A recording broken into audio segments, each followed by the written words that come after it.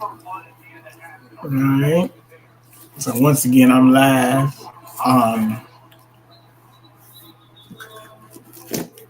Come in earlier tonight than last night, but nevertheless, um,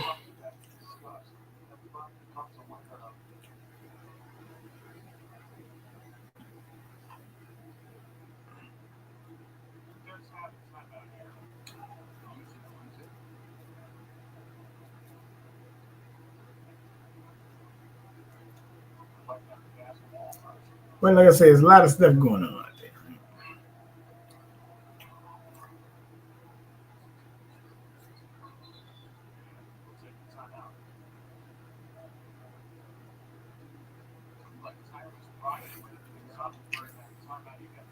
But nevertheless, so I was out today, and somebody sent me a thing and tried to scam me. I said, "Dang, this is kind of crazy. People is actually scamming people."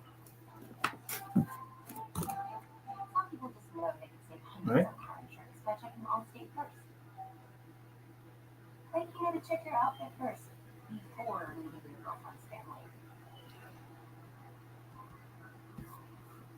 So it's kind of crazy. I realize a lot of scams are going on, right? Home with a zero closing cost mortgage from Cap Center and save thousands.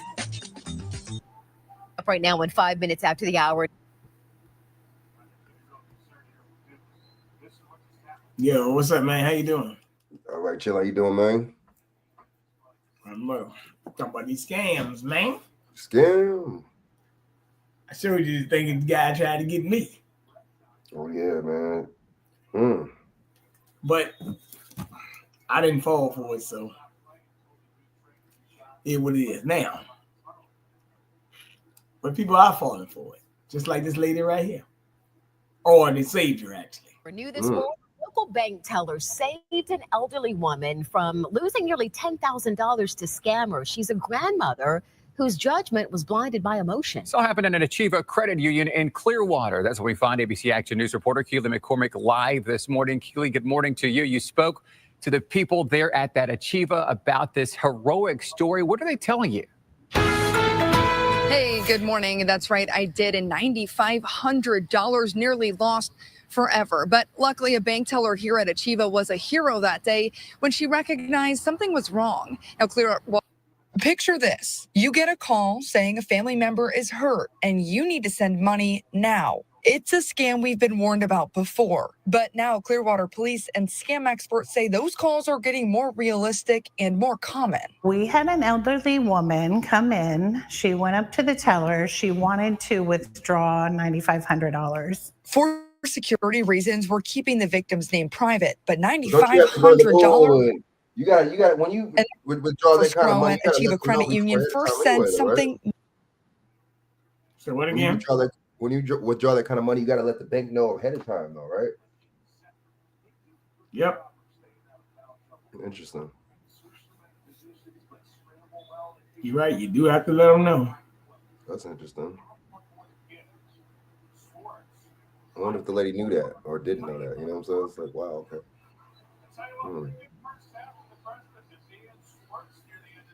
Yep. Interesting. Crazy shit. That is crazy.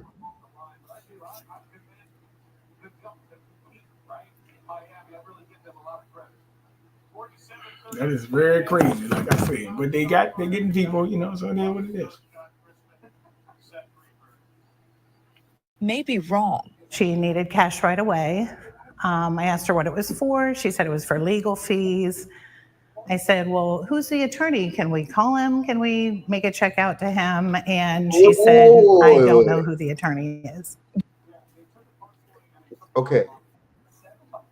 When you go to the bank, what made her want to ask? I'm curious to make her want. I know it's an old lady, but what made her want to ask those questions? What made her want to ask what it was for? What made her want to ask all that? Like I just said, you got to let the bank know before you go when you want to withdraw that kind of money anyway. And they just confirm what you said, right? Right. So it's just like, why did she ask her all that? Oh, what is it for? Like, It must have been a white old lady. Keep going. Serious. That attorney on the phone was actually a scammer. The grandmother picked up a call to hear a man claiming to be a lawyer, saying that her grandson was hurt and instructing her to take out $9,500 in cash immediately to help. The crooks even went as far as sending the grandmother a rideshare to drive her from her home to the bank so she could get the cash. We called her grandson. Her grandson had not called her. Called her daughter in Michigan. She also verified, no, nothing's going on. He's fine. Luckily, Scro was able to catch this before the innocent grandma sent off the money. She called Clearwater police and they were able to get the woman home safely. But now police are sounding the alarm about similar scams. And Brian Oglesby with the Better Business Bureau tells me scams like this are on the rise. And it's not just the elderly. We're seeing what we used to call a grandparent scam is now called the family emergency scam. Because this can happen to a parent of a college student. This can happen to anyone and everyone that can be victimized by this scam. He says if anyone calls and pressures you to act quickly with pulling out cash, wiring money, or even reading off gift card numbers, stop and assess the situation. Don't be afraid to talk to your teller. Let them know the reason why you're taking out that cash, and they can be your hero for that day. And if you believe you're a victim of a scam, Oglesby says contact local law enforcement and also report it to the Better Business Bureau Scam Tracker. We have all this information on abcactionnews.com. Reporting live in Clearwater, Keely McCormick, ABC. Crazy shit, ain't it, man? Interesting. Crazy. Chak, what's up, man? What up? What up?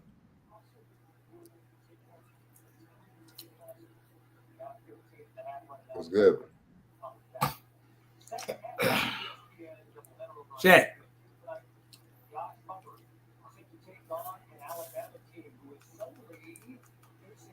Yo, Chak. But see, yeah, I'm asking questions. So I'm asking questions in this though, man. But that's good. You know, whatever the outcome is, that's good. I'm just saying. I was being, well, yeah, that's good that they got that caught that and got the lady home safe, because that's messed up, man. You know what I'm saying? These people don't have no heart, man. But see, you know what I look at it too? You know how I look at that type of stuff? I think some people look at this shit like, you know what? Well, the government's doing it to me, and the government's doing it to everybody else, and why not else do it? Why not do it? You know what I'm saying? Like, I mean, I just thought about that. I'm like, I mean, that doesn't make it, any better. That doesn't legitimize it. But at the same time, look at how we get done. The people, you know what I'm saying? Everything that we're told is lies. The diet, everything we eat is no good. You know what I'm saying? We're told to eat in the morning. We're told to pay your taxes. That's illegal. Everything we're told to do and conditioned to do is actually backwards. You know what I'm saying? They steal from you. They steal your time within the prison industrial complex. They make these bullshit laws to put your ass in there. They replacing the time when they were replacing black people with this immigration shit. It was locking black people up and fueling the prison industrial complex with us. Why making these crazy ass policies like Bill Clinton? You see what I'm saying? Joe Biden writing that bullshit. But look, those same policies did not affect white people like that. You notice that? They didn't affect other races like that. You know what I'm saying? So, I mean, we get played on a constant basis, bro. Like, you know what I'm saying? Everything, the government is basically robbing you every day, man. For example, you got to pay every single week. You got to pay in taxes when you're working, right? But you only get one lump sum back at the end of the year. That's not even half of what the fuck you was paying into. Very interesting, BJ. How the fuck how are you paying tax, taking out of my taxes every week, and you give me only one lump sum back a year of that shit? Interesting. Is that robbery? Is that not robbery? Is that not a scam? Yeah, that's a scam. Now watch this scam. I'm gonna play 2 videos of scams, and then I'm gonna get the other thing. Potential plumbing scam that he believes targeted his elderly mother today. And he hopes that sharing this experience could help others if they find themselves in a similar situation. Arkasha Grigorchik is outside the El Cajon Police Department with what people need to know. I'm here for a linkage inspection, mold inspection. From who? From Master Plumber, Mr. Aziz. It's this interaction caught on Aziz Badra's Ring camera that was the first red flag in what he believes would have been a scam if he didn't intervene. He said, Mr. Aziz called me and said to come over, which is a complete lie because I'm Aziz. Badra says a man claiming to be from Master Plumber showed up to his El Cajon home while only his sister and elderly mother were there and made his way inside. Over the phone, he told the man he called police and to leave. So that looks like it sounds and looks like we see that sounds like an Arab. Another dude looks like an Arab, right? So what a coincidence that an Arab, how did he know that Arabs live there? How did this Arab dude right here, that scammer, how did he know that these Arab, this is some inside shit, bro. You hear what I said? Mm-hmm. It's somebody that these motherfuckers know. That guy right there, look, this dude right here, this cat that's scamming, he knows somebody that lives there, bro. You could tell, bro. How did Arab look, BJ? What a coincidence. Whatever these race these people are, whatever the fuck they identify as. These people that are I don't even want to say Middle Eastern, the Northern African people, right? Or whatever, right? Desert people, right? What a coincidence, Muslims, whatever. What a coincidence that this, and he don't even speak English, the guy that lives there. Very interesting. So you don't even speak no English. Wow. Okay, so it's a coincidence that the dude that lives there, the resident of the apartment or house, is an Arab. You hear me, BJ? I hear you. The same dude right here with this plumbing scam that looks like that motherfucker's an Arab too. So, and knew the motherfucker's name, right? Or knew a certain name, right? Didn't he not say a certain name? Mm-hmm. And then come to find out that's really the dude that's in the house, that name or some shit he was saying. So that lets you know that this is an inside job. You know what I'm saying? Does that make sense? Yeah. This dude right here knows somebody that lives in that house, bro. That's an inside job. You're right. I could tell. I'm like, okay, this is kind of obvious. It might be real. This might be a real story too, bro. I don't think this is cap. I don't know. Let's listen more to it. The people do that you know, bro. People that you know, when a lot of times when you get robbed, motherfuckers take you from your house. It's somebody. 90% of the time, it's somebody you know, bro. Facts.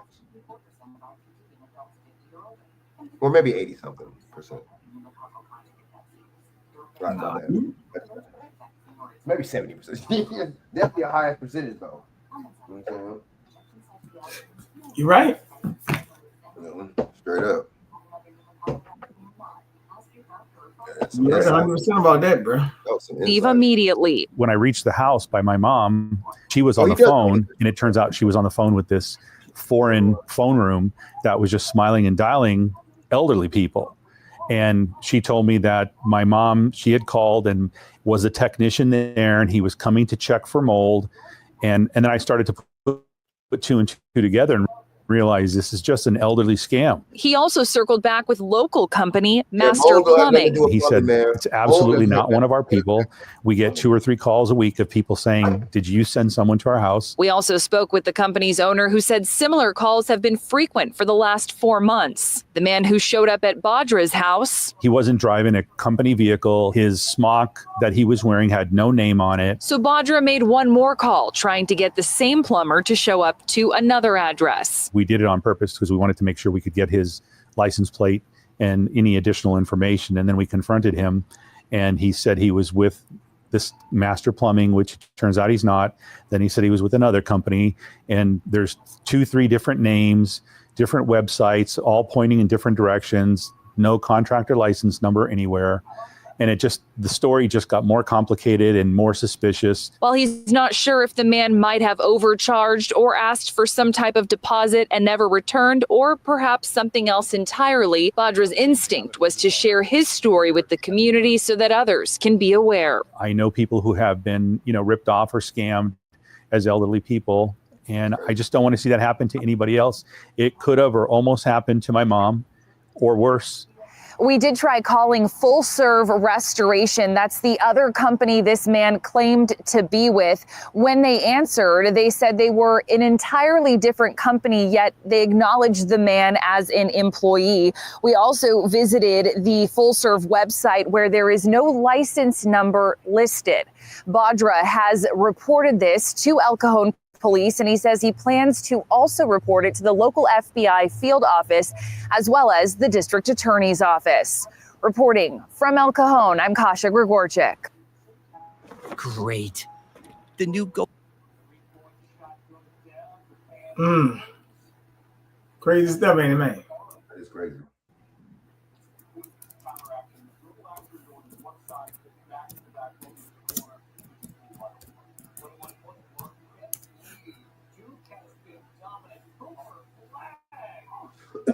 That's foul. It's real foul, man. But that was some inside shit for sure. That was an inside job. Here we go again. The measles outbreak is spreading in West Texas. Dozens of new cases have been reported there over the past 72 hours, and at least 90 known infections alone in one particular area. Maria Villarreal reports from Texas. Tonight in Texas, the worst outbreak of measles to hit the state in more than 30 years is getting worse. The Texas Department of Health now reporting 90 cases in West Texas alone. That's 32 more cases since Tuesday. 16 patients had to be hospitalized. Nearly all of those infected children. And in almost every case, the patient was unvaccinated. When you layer a very infectious virus in close quarters with many kids that are unvaccinated. When's the last time motherfuckers were pushing measles vaccines? That don't even make no sense, bro. So those vaccines that these kids get in schools, that's measles too? Oh yeah, measles, mumps, and rubella. That's the MMR. Mm-hmm.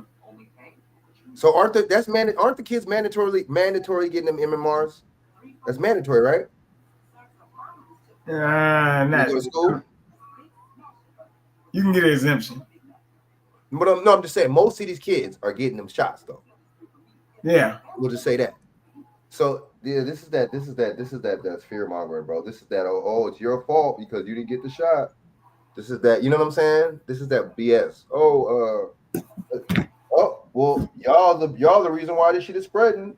The unvax. This is a pandemic of the unvaccinated. I don't want to hear this shit, man. This is bullshit.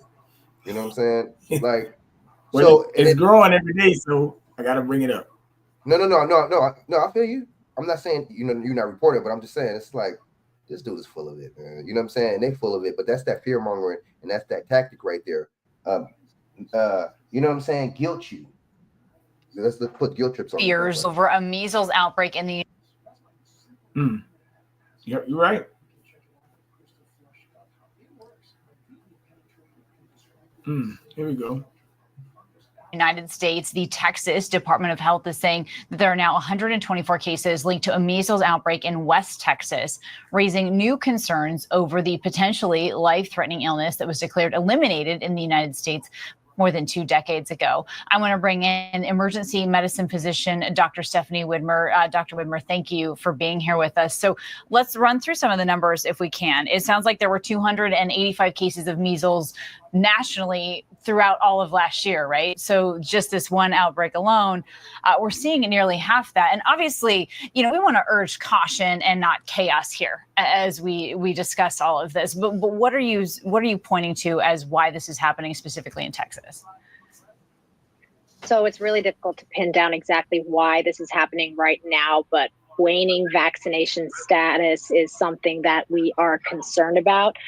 Getting vaccinated is one way to prevent infection with measles. So individuals who are not vaccinated are at risk. And we're really seeing that here with this outbreak, being that the overwhelming majority of people who have been affected are either not vaccinated or their vaccination status is not known. Okay, so not vaccinated or unknown vaccinated status, but also we know measles, right, is the most dangerous to children under 5. I remember it being a concern traveling with my children when they were infants. They can't be vaccinated yet either, right? So walk us through some of the symptoms and what parents can try to do to protect their kids. So some of the symptoms that you may hear about or may see are symptoms that can be very similar to a common cold. Often measles starts with cough, runny nose, injected red eyes, and a couple days later, you start to see the rash that starts from the head. It's a red spotty rash that kind of extends down the rest of the body. So this is something that people can watch out for. But there are complications that may also arise from the disease, which is very concerning, just like you mentioned, in younger children and children who are not vaccinated. But, follow up with your pediatrician. Children become eligible for the vaccine around a year of age. It's a vaccine that requires 2 shots around a year of age, and then again between the ages of 4 and 6. And once someone is vaccinated, once a child is vaccinated, the vaccine's about 97% effective. So what if you're in that in-between spot where they've only had 1 vaccination, right, and they haven't had time to have the second one yet? And when do you reach, emergency status with some of these symptoms that you're describing? So if you've had just 1 shot, it's absolutely better than nothing and certainly gives you some level of immunity. So that should be reassuring to people who are complying with the childhood vaccination schedule. When it reaches emergency status, if you are at all concerned that you or your child or somebody you may know might be infected with measles or may have been exposed to measles, even if you're not suffering from emergency symptoms, it's really good to see your healthcare provider and get evaluated to make sure that to find out whether or not this is measles and whether you should isolate and what to do from there. So really, if there's kind of any inclination that you may have been exposed to measles or maybe experiencing symptoms of measles, it's a really good idea to go and get evaluated. And how are you talking to other doctors and other healthcare professionals about how they need to discuss this with the community and with their patients without fully instilling fear in this community over it? Right. We don't want to instill fear. Knowledge is your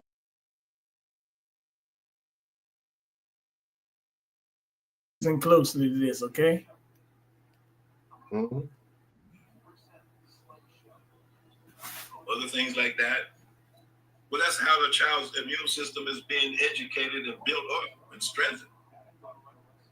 And it extends to all kinds of other organisms as well. So they end up with lifelong immunity to measles. Lifelong. That's why children, they have runny noses all the time. Because that's their immune system being educated to what's out here in this world that could harm them. So being deprived of the measles, you have whole generations of Americans and Europeans who are 100% vulnerable to measles. Measles in childhood may have a small mortality associated with it, usually not. But in adulthood, it's deadly. It's a deadly disease. It's a depopulator.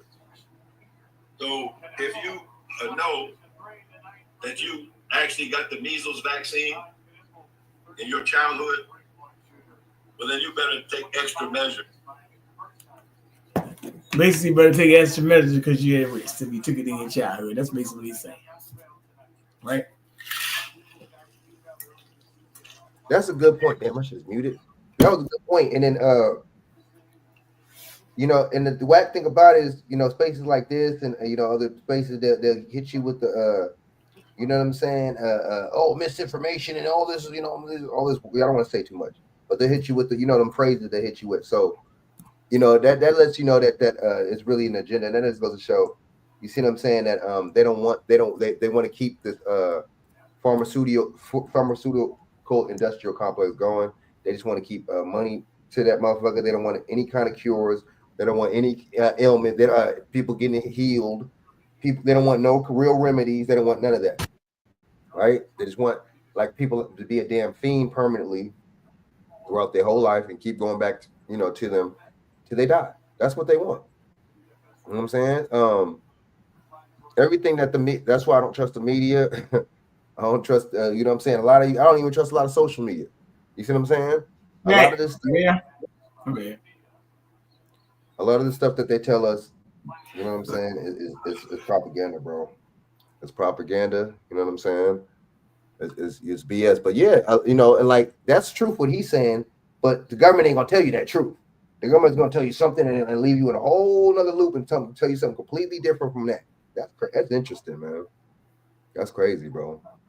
Yep. But now we're getting to so we can get to that McDonald's thing. I believe I showed you talking about the other day, and but I wanted to say something because it's cookie season. So here we go. Someone at work passes out an order form, or you see them outside the grocery store selling those Thin Mints, Do-si-dos, and more.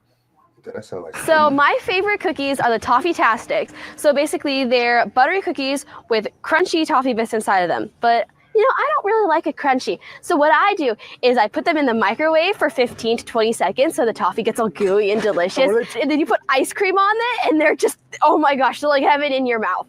She sells a few boxes, I think.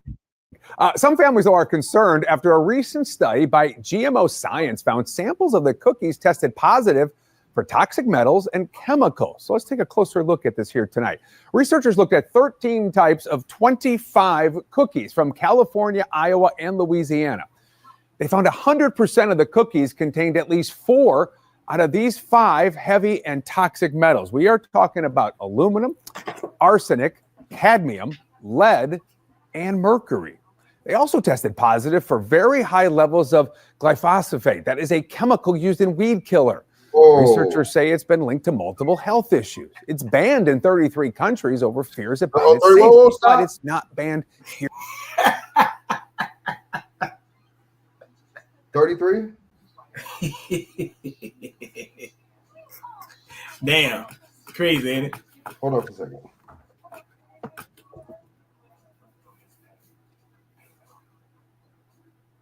Just remember where you got your Girl Scout cookies, man.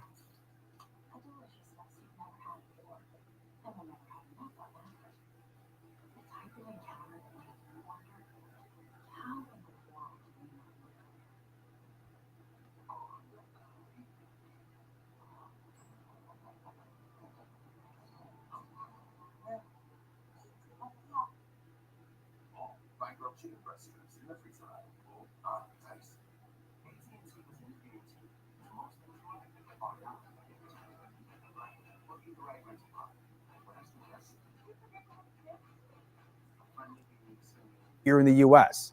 The World Health Organization classifies it as a possible carcinogen. The Environmental Protection Agency hasn't gone that far, even after reviewing the chemical.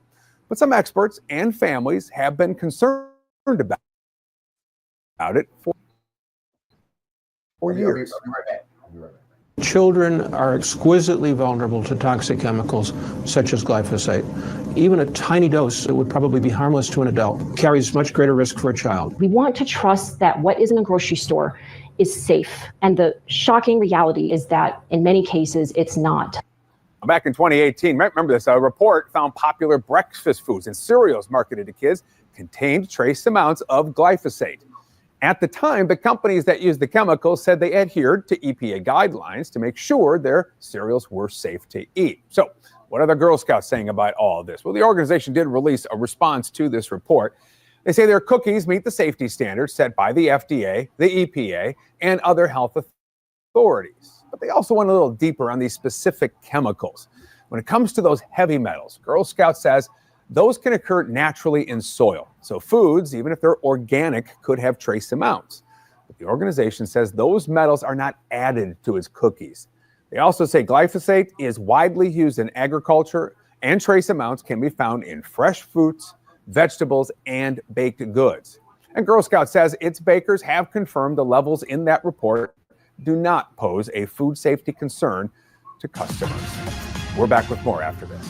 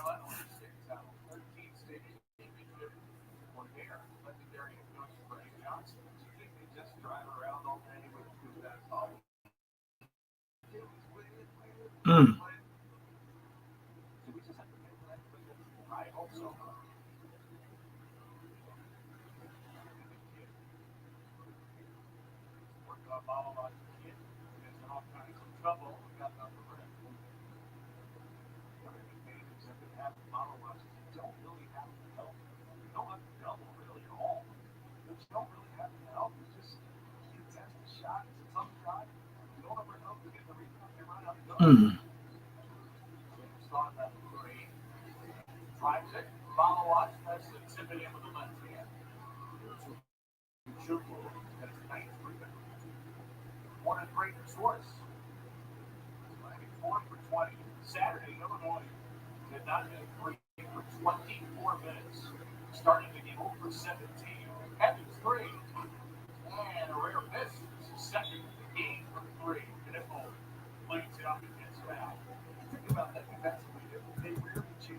First, think about the organic foods.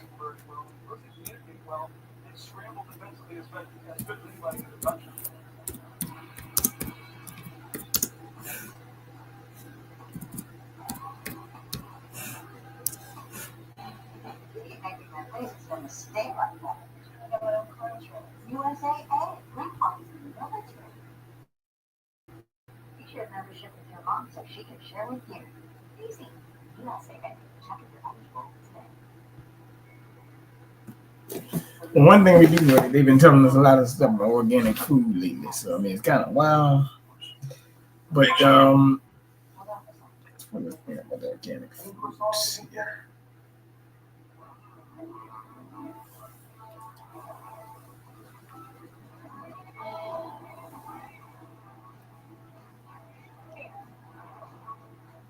I really need to pull that up so people can know.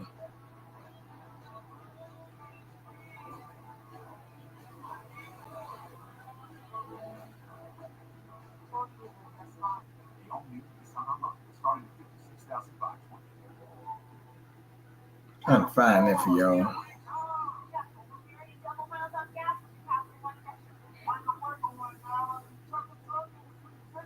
I was being lied to.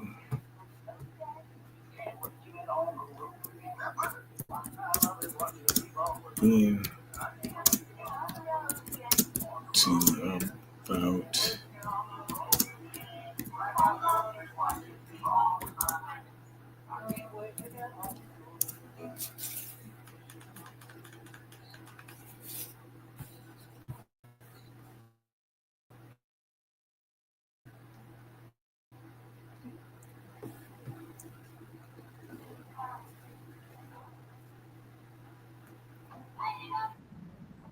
This is Wix Studio, built to meet any brief. When your project calls for bold creativity, design free.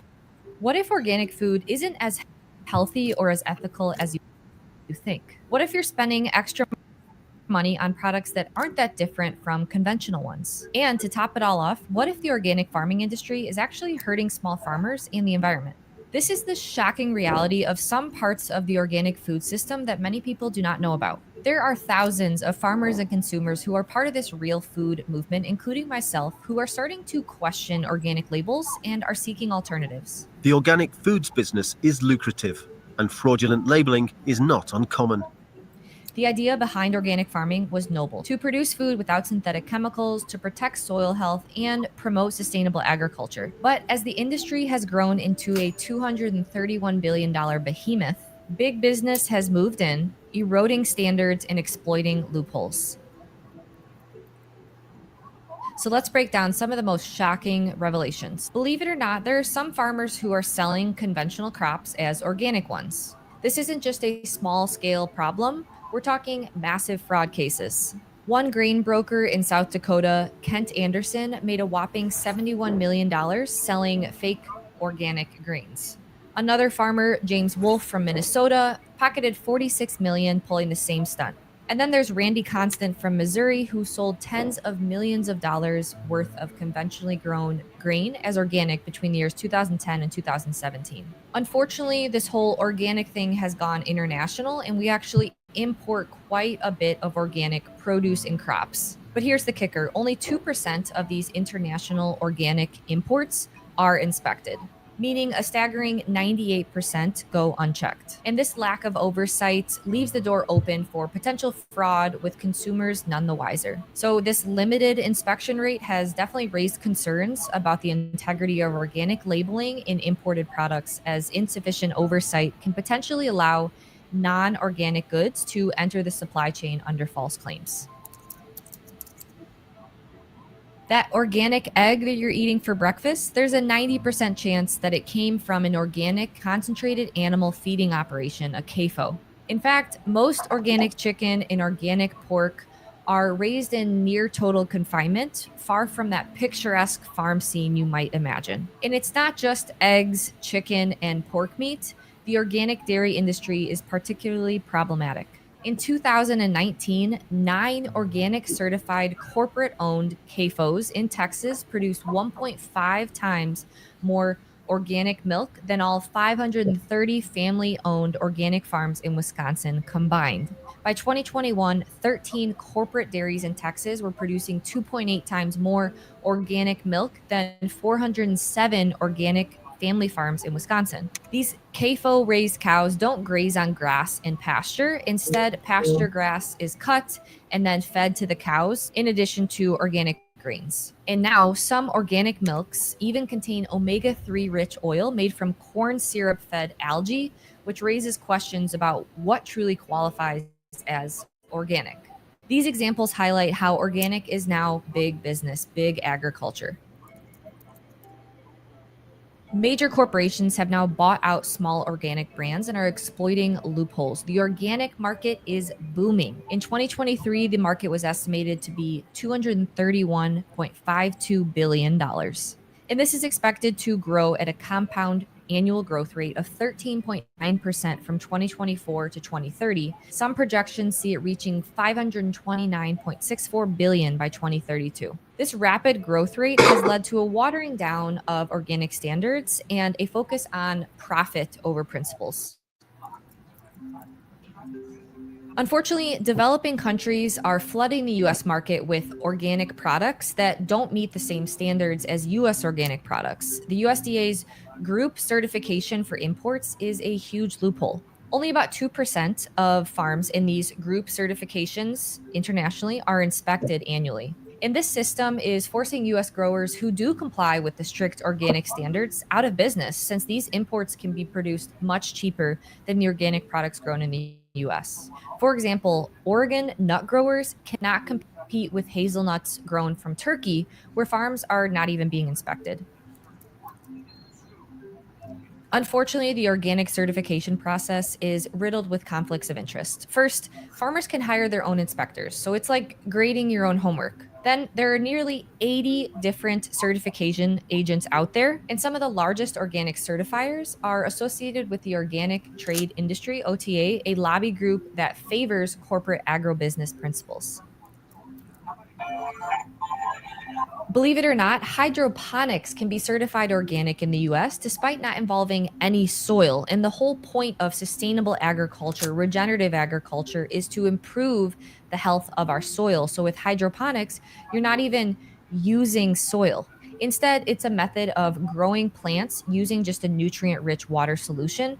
But I personally believe that that's further disconnecting us from the principles of Mother Nature and not allowing us to improve and nurture the soil microbiome. Critics argue that organic farming should be rooted in soil health, which hydroponics just completely bypass. In fact, the EU, Japan, and Canada prohibit hydroponics from organic certification. Studies suggest that hydroponics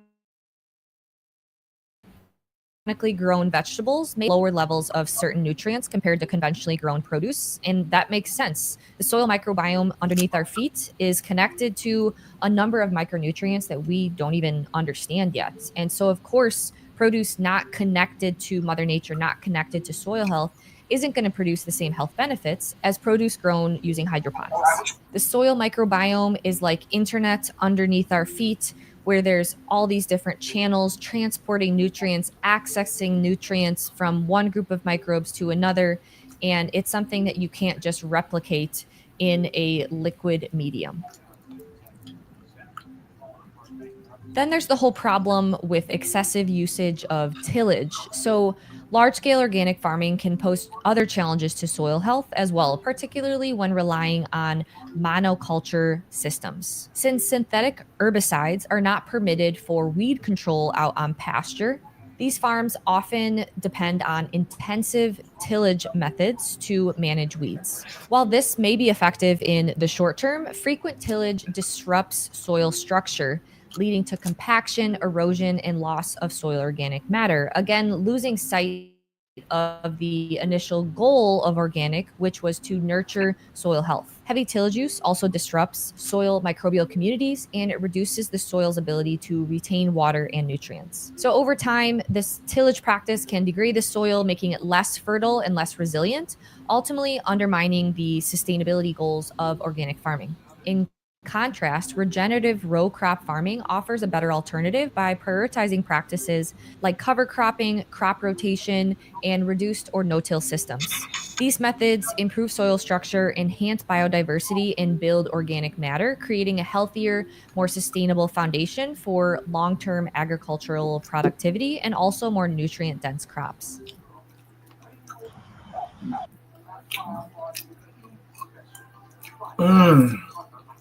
Wow.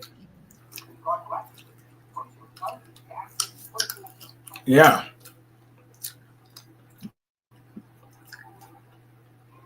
Wow. Man, you should just, whenever you get at the end of the show, play that play that fucking shit I just sent you, bro. Oh my god. Whenever you get at the end of the show, bro. Oh my god. For a good laugh. But yeah, man, these people, you know what, man, this is like Dawson said, it's diabolical, man. These people are sick. You know what I'm saying? These motherfuckers is really full of shit too, because you know what I'm saying? If they want to, it's all about greed and capitalism, because it's money saving or whatever with these ingredients. They'll say, oh, you know, but see, it's all bullshit because these other countries use natural organic ingredients. You know what I'm saying? It's for, you know, setting coloring and shit. You know, they use like spirulina and shit like that, sea moss and shit like that in some of these foods. You know what I'm saying? They if they want to, they could put, for the coloring and taste, they can put something that's organic and healthy, bro, if they wanted to. But see, now I don't. That's why whoever gets in there, I don't go Google Gaga over. Damn, shit, fucking still burning. Students looking to grab some McDonald's.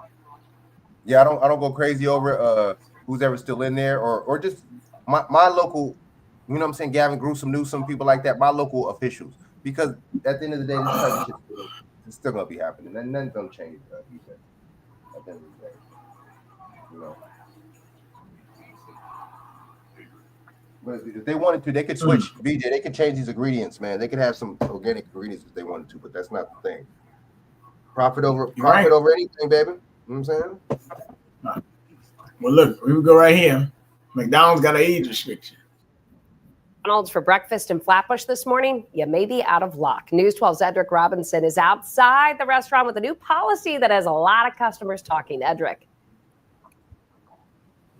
Yeah, good morning, Christy. If you're under 20 and you're craving some Mickey D's, you're going to have to bring a parent or else you're not getting inside, at least to this location here in Flatbush. Now, some customers say this new rule came out of nowhere and not everyone's loving it, but take a look at the notice. You can see for yourself. It's still posted on the doors here. It says anyone under 20 must be with a parent to enter. This McDonald's is just blocks away from Brooklyn College and other public schools in the area, so it's a popular spot for kids and young adults. But some say it's also had its share of issues. According to the NYPD, police have been called to this address about 29 times so far this year alone.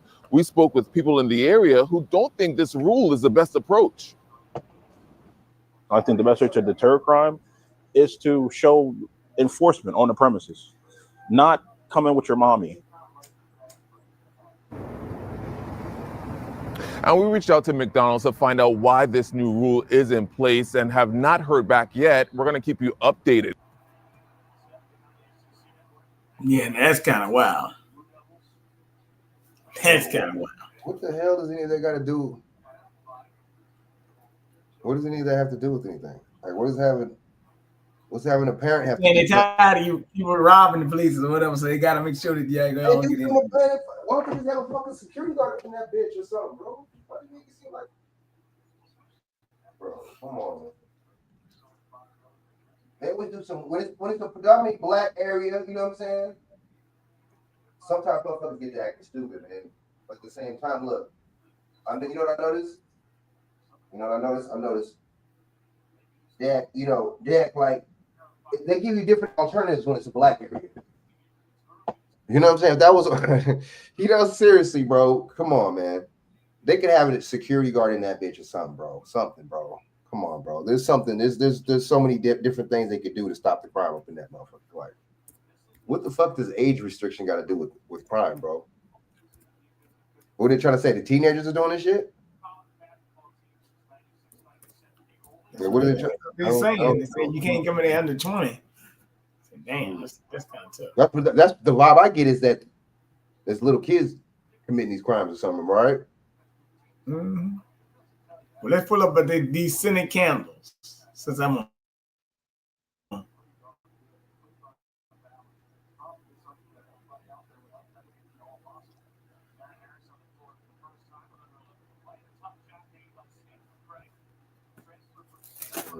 Scented candles. They're the perfect way to set the mood, create a cozy atmosphere, and make your home smell like a fancy spa. But did you know that these sweet-smelling creations might be sabotaging your health? That's right, folks. Those candles that you thought were harmless could be messing with your body in ways you never imagined. So before you light that apple-spiced scented candle and sink into a state of bliss, let's explore the darker side of these fragrant little troublemakers, looking at 3 dangerous ingredients they contain and what steps a candle lover can take. Ingredient number 1. Paraffin wax. The most common wax used in scented candles, paraffin wax, which is derived from petroleum as a byproduct of making gasoline. When you light a paraffin candle, it releases a cocktail of toxic chemicals into the air, including benzene and toluene, also known as volatile organic compounds, which are a group of highly toxic chemicals that are found in many everyday products like carpets, air fresheners, cleaning products, and candles. They release gases into the air that have been linked to a range of health issues. These chemicals are known to be carcinogenic and can cause respiratory issues, headaches, and dizziness. Inhaling toluene can affect the central nervous system, leading to impaired vision and hearing and difficulty concentrating. In addition to nervous system issues, this compound has also been linked to reproductive problems in both men and women, such as reduced sperm count, fertility issues, risk of miscarriage, premature labor, and stillbirth. Ingredient number 2, fragrance oils. The sweet scent of lavender, spiced apple, vanilla, peppermint, or my personal favorite, fresh linen. While the fragrance oils used in scented candles may smell delightful, they're often made up of a toxic cocktail of synthetic chemicals, including phytolates, which are known endocrine disruptors. All right, I'm gonna go cry. In other words, these chemicals can mess with your hormones, leading to a host of health issues, including reproductive problems, thyroid dysfunction, and even cancer. Additionally, the fragrances used in scented candles can trigger allergic reactions in some individuals, leading to symptoms such as sneezing, coughing, and itchy eyes. So while you may love the smell of your favorite candle, it's worth considering whether it's worth the risk to your health. If you'd like to learn how to naturally optimize your health, check out the list of our in-class and online courses on our website, link in the description below. Ingredient number 3, wick.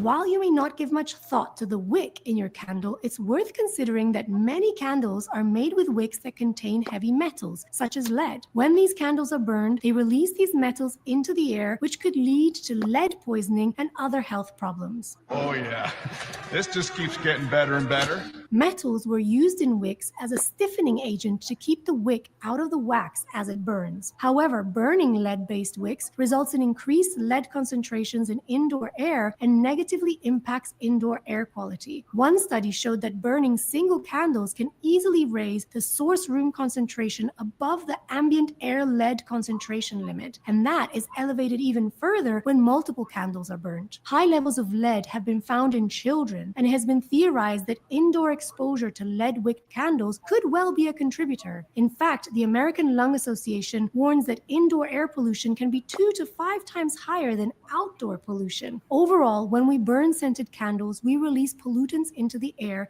which can be especially harmful for those with asthma or respiratory issues. In addition, burning candles can also produce soot, which can stick to surfaces and contribute to indoor air pollution.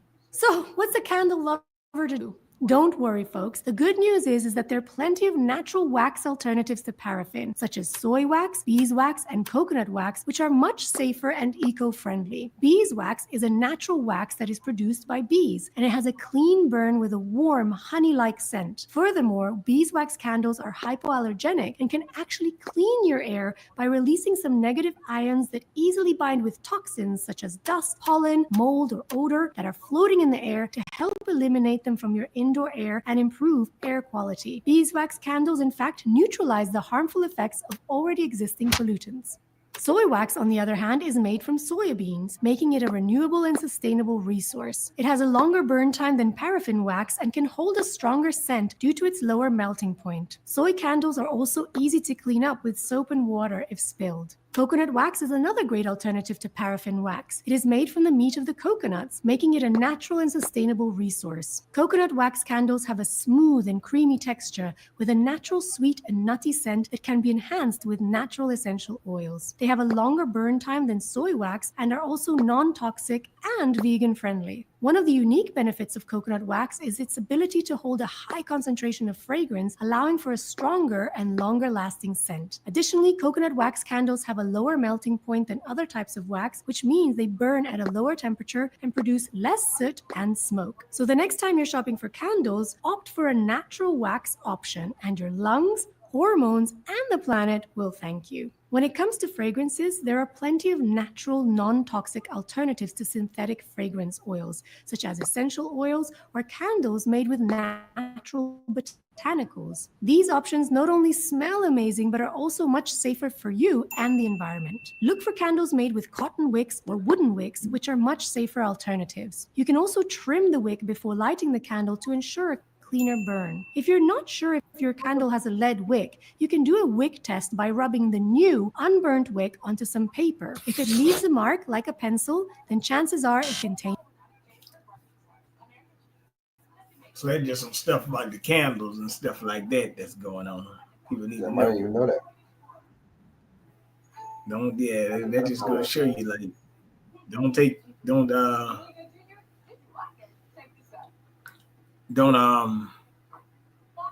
trust everything that they give you. Right. Just want to put that out there.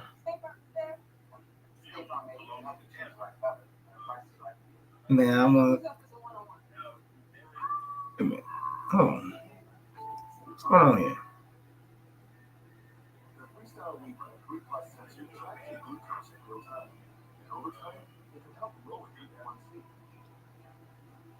Man, I can't. Wait a minute. What's going on with this thing? All right, here we go.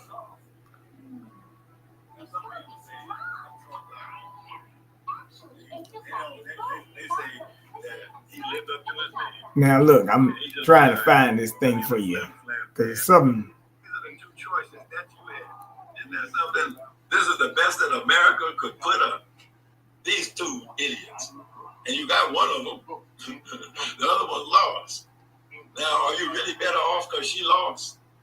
I mean, what would be going on now if she had won? Next image, please. That's hard to contemplate. That's hard to contemplate. I don't want to contemplate that. But see, they're both they both have the same puppet master. So essentially, what you see Trump doing, that's what she would have been doing. She would have been declaring, "Today we're gonna take over Gaza." She would have said it in a different way with a cackle, but it would have been the same policy because they're both being controlled by the same force, and they both are Zionists.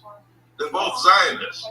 Look how Kamala Harris, I wasn't even born in America, was educated in Canada, and then tried to come and take over America to become president. That's what you call that. Next image, please. Don't even know who she really is. Now, this is good. Yeah, he actually is the Knight Commander of the Knights of Malta. Used to be called the Knights of St. John of Jerusalem. During the Crusade days, when they had crusades. You remember that back in the Middle Ages and before that, you know, when the Europeans used to invade Palestine and try to take over. And used to fight all the people in the Holy Land. You know, used to come down from England and France and Germany and all them Christian countries. They would invade the Holy Land under the leadership of the Pope. And they try to kill as many Muslims as possible to take control of the Holy Land. That was back in the days when they had crusades. They don't do that no more now. They don't try to take over other people's country now. But of course, I'm being facetious. That's exactly what they do. So what I want to know is what's the difference between Trump and Zionism? I don't see any difference. I mean, Bibi Netanyahu is trying to take over his neighbors. And what's Trump trying to do? He's trying to take over his neighbors, trying to take over Canada, Mexico, Greenland, threatening to take over Gaza. Since Bibi Netanyahu couldn't take over Gaza, now Trump's saying he's going to take it over. Bibi couldn't get the job done. I'll get the job done. Next image, please. He's kind of a go-getter kind of guy anyhow, you know. And the laugh is on who? The laugh is on who? The laugh is on you. Because these are the two choices that you had. Now, I'm trying to find that part. There's a part on here he brought up. Vaccine induced. I can't find it. It was about the. I know how to find it. I ain't got to worry about it. I know what to do. Let's pull that thing up. Because he was saying that Israel got a policy, right? Mm-hmm. That America using too. DEIA. It's like an artificial intelligence program. Interesting how it sounds like it's the same. That is the DEI? No, it ain't that. No, I'm just saying No, it's the it same. ain't that. It's the same letters with an A in it, there, right? No, it's called DIA, something like that. It's a let me try this.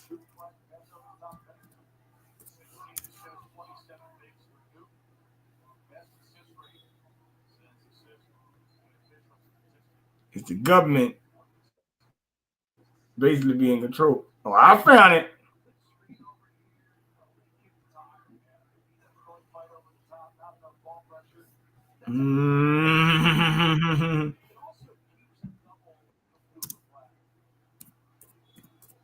Here we go. Here we go.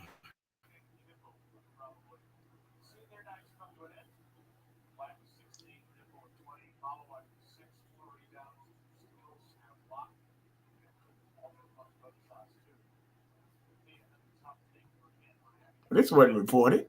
Most homeowners think they can access their home equity by getting another loan or selling their house, but there's a simpler way with. Turning to the Middle East now, where mourners gathered in Israel for the funeral of former hostage Oded Lifshitz. He and his wife were both kidnapped by Hamas during the October 7th attacks in 2023. Though his wife was later released, Oded tragically died in captivity. Meanwhile, Israeli forces are stepping up their operations in the West Bank. During that whole time, I didn't hear nothing about no button pro. More than 40,000 Palestinians have been evacuated from their homes in the occupied West Bank towns of Jenin and Tulkarem. It is the biggest displacement of civilians there since the 1967 Arab-Israeli War. Over the weekend, Israel sent tanks into Jenin for the first time in more than 2 decades. Defense Minister Israel Katz has ordered the troops to prepare for an extended stay, saying the area is being cleared for the coming year and that residents will not be allowed to return. Called Operation Iron Wall, Israel says it's to stamp out militancy. Palestinians feel its real intent is a permanent Gaza-style displacement of the population. Bulldozers have demolished large areas of the Jenin refugee camp, and the local municipality says military engineers could be seen making preparations for a long-term stay. Israeli hardliners have been pushing for the outright annexation of the West Bank. President Trump has said he would announce his position on the occupied territory within weeks. This as his Middle East envoy, Steve Witkoff, heads to the region on Wednesday to ensure a second phase of the Gaza ceasefire deal. Back. Damn, crazy. Dang, that just happened. Okay. Notice they didn't talk about that too much today. Yeah. Right. Boy, so I didn't hear nothing about no pasta. I didn't hear nothing about no dead. I didn't hear about no big body in bad condition. All this time when these motherfuckers had the hostages, they ain't say nothing about nobody dead. They ain't say nothing about. This is some cap, man. This is cap, bro. This is cap. Hey, look. This is cap, bro. There might not even be no hostages, though. Like we've been saying, I don't even think there's no hostages. It's all bullshit, man. It's just bullshit. Now, In the last hour, Ukrainian officials have said a deal has been reached between Kyiv and Washington on the joint exploitation of Ukraine's mineral resources. Now, the country is rich in oil and gas, as well as raw materials, as this map shows. Full details haven't yet been made public of the deal, but an agreement could be signed later this week and have consequences for the war. Why they want him to be with Donald Trump says President Zelensky might travel to the White House this Friday.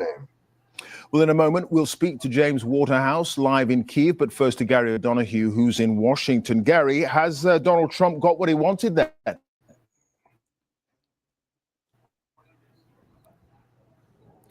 Well, we were told yesterday by the president that this deal was close, and that turned out to be true. It seems that the I's have been dotted and the T's have been crossed. We don't know much about the detail. President Trump has said already that this could be worth, billions of dollars to the US, and an important part of his request. And he said just in the last few minutes, Clive, that he expected the deal to be signed later this week. I hear that he's coming on Friday. Certainly, it's okay with me if he'd like to, and he would like to sign it together with me. And I understand that's a big deal, very big deal. And I think the American people, even if you look at polling, they're very happy because Biden was throwing money around like it's cotton candy, and it's a very big deal. Look, it could be $1 trillion deal. Now, we don't know exactly what President Trump has given in terms of security guarantees, which are a key part of Ukraine's ask. And we don't know how much of a share of those resources going forward that the Americans will have either. And of course, none of this can happen until the fighting is finished. All right, Gary O'Donoghue live at the White House there. To you, James, in Kyiv. As Gary mentioned there, one of the key stipulations for Kyiv was some kind of security guarantee as part of this deal. Do you have any idea if that's part of the agreement? Clive, I'm afraid I can't add to Gary's report there. We don't know any more details here on just what security guarantees Ukraine has secured from this apparent agreement. Now, you're right. This is what Ukraine has wanted. It has wanted America to be interested in its vast natural mineral resources in exchange for security guarantees. So boots on the ground, ammunition, weaponry, financial support. Basically, that means that they're going to continue to give aid, but they're going to give up the mineral. That's basically what he's telling you. Oh, you're going to give up minerals for the aid? Yes. Interesting. But see, I was about to say, that's what I was saying. That's why I think that's another reason why they want them to be a part of NATO too, if you think about it. For that shit, for that reason too. You know what I'm saying? BlackRock, right? Mm-hmm. Already had the deal to rebuild the Ukraine, so ain't no deal, new deal. To prevent Russia from invading again after a ceasefire is signed, after Russia keeps hold of the fifth of Ukraine it has taken so far. We are told by sources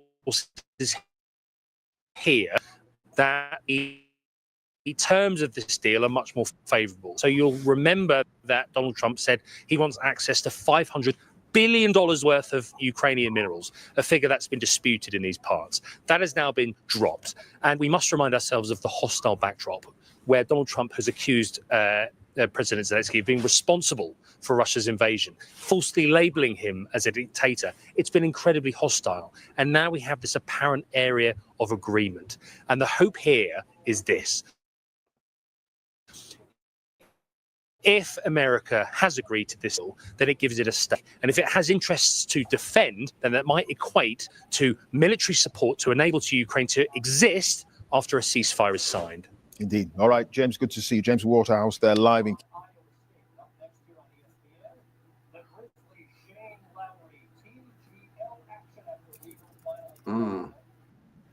But how are you gonna call him a dictator, man? What about Benjamin Netanyahu, man? Isn't he up for war crimes?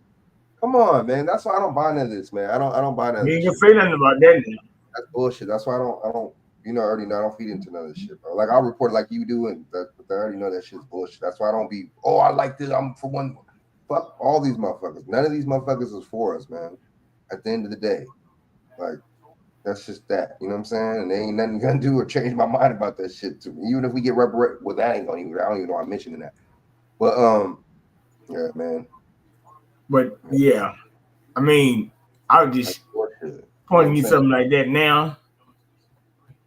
I'm gonna pick and choose and shit. I don't want to hear this word terrorists. I'm tired of hearing them stupid ass fucking psyop buzzword terms. Psyop, terrorists. Oh, you know what I'm saying? Insurrectionist. I don't want to hear none of this. You know what I'm saying? This bullshit, bro. You know what I'm saying? Like, what is a fucking terrorist? What's the definition of a fucking terrorist? The police, that's domestic terrorism. The government, that's domestic terrorism. You know what I'm saying? Like, what's real terrorism? Terrorism is not what these motherfucking politicians or what the media tells you terrorism is. You know what I'm saying? Yep. Get a final expert review before you file at no extra charge with TurboTax Live Assisted.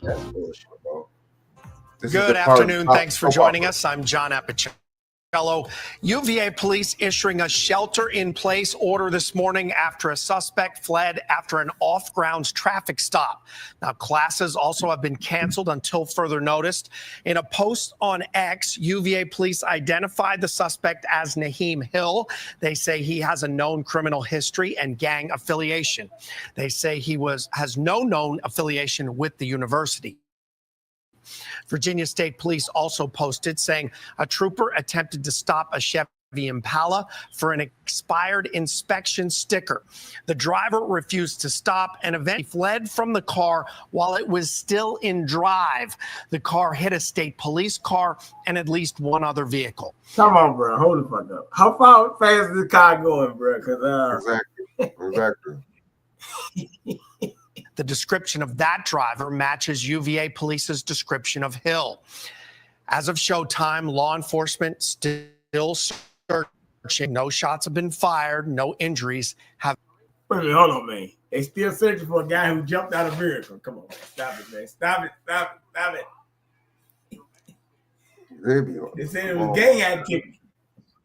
Oh my God, bro. And then we'll hit you with the small gang. Town, too. Like, dude, what? Come on, man. Is there really gangs out there in that part of Virginia, bro? That you know? Now they're saying a Camden County police officer in critical condition after stabbing. Wait,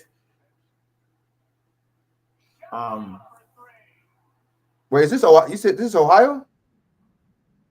Or Virginia? No, that's New Jersey where that happened. Oh, okay, yes. Oh, Camden, though. Yeah, Camden, New Jersey. I'm tripping.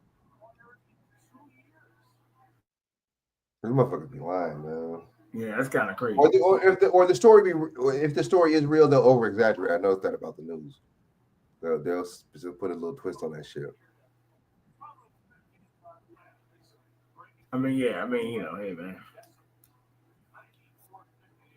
crazy shit. This wanted to point that out to you.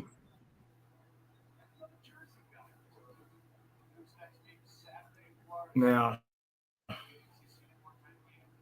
oh shit. All right, talking about these mass shooting now.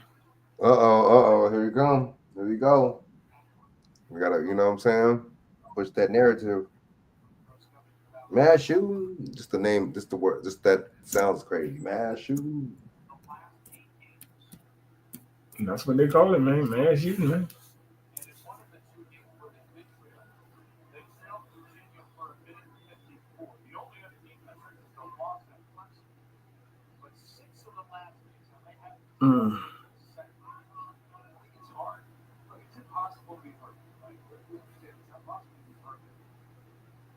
They're really pushing this shit.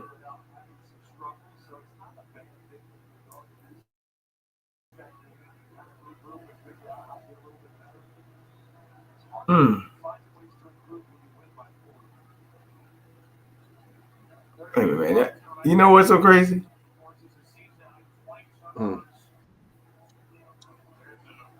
Yo. You know what?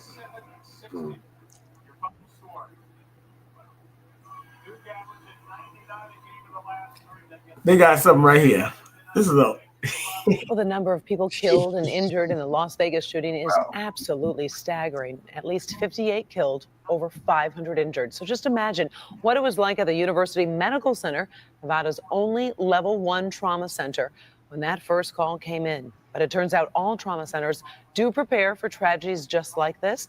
Coco McAvoy spent the day at Henry Ford Hospital finding out firsthand what they do to be ready for things like this. Well, and Karen, and this isn't meant to scare anyone, but the reality is that the Henry Ford Hospital is a level 1 hospital, so they have to be prepared for extreme situations. And the staff here says they've conducted at least 20 exercises over the past few years to make sure they're ready.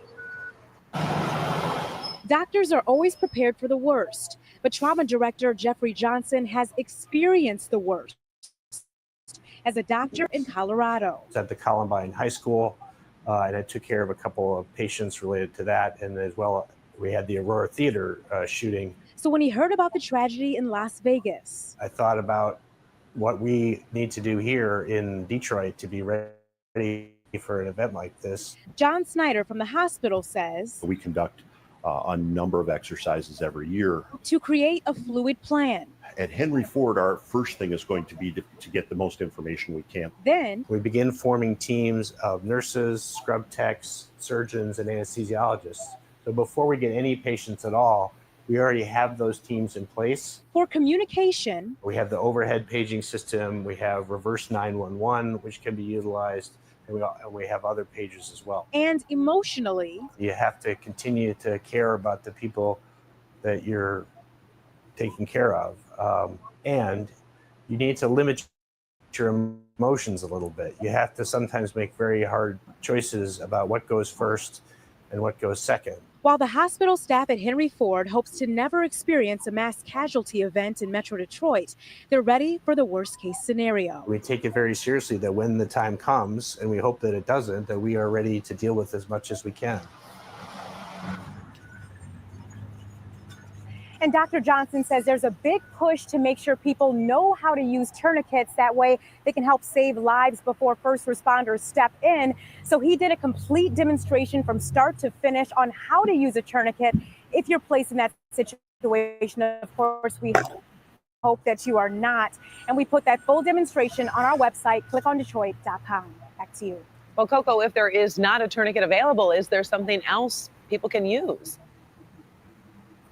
Yes, and something Dr. Johnson was talking about is, for one, he predicts that tourniquets will end up being on the walls of all public buildings, just like defibrillators are. But he's saying if it is not available, then you can, of course, use a T-shirt, and you can also use a belt. And he talks about that in the demonstration as well. So it's just very good information for people to know.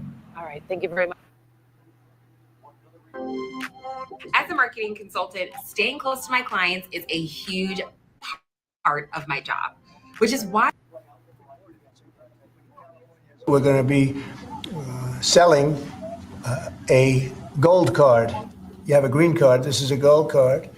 We're going to be putting a price on that card of about $5 million, and that's going to give you green card privileges plus.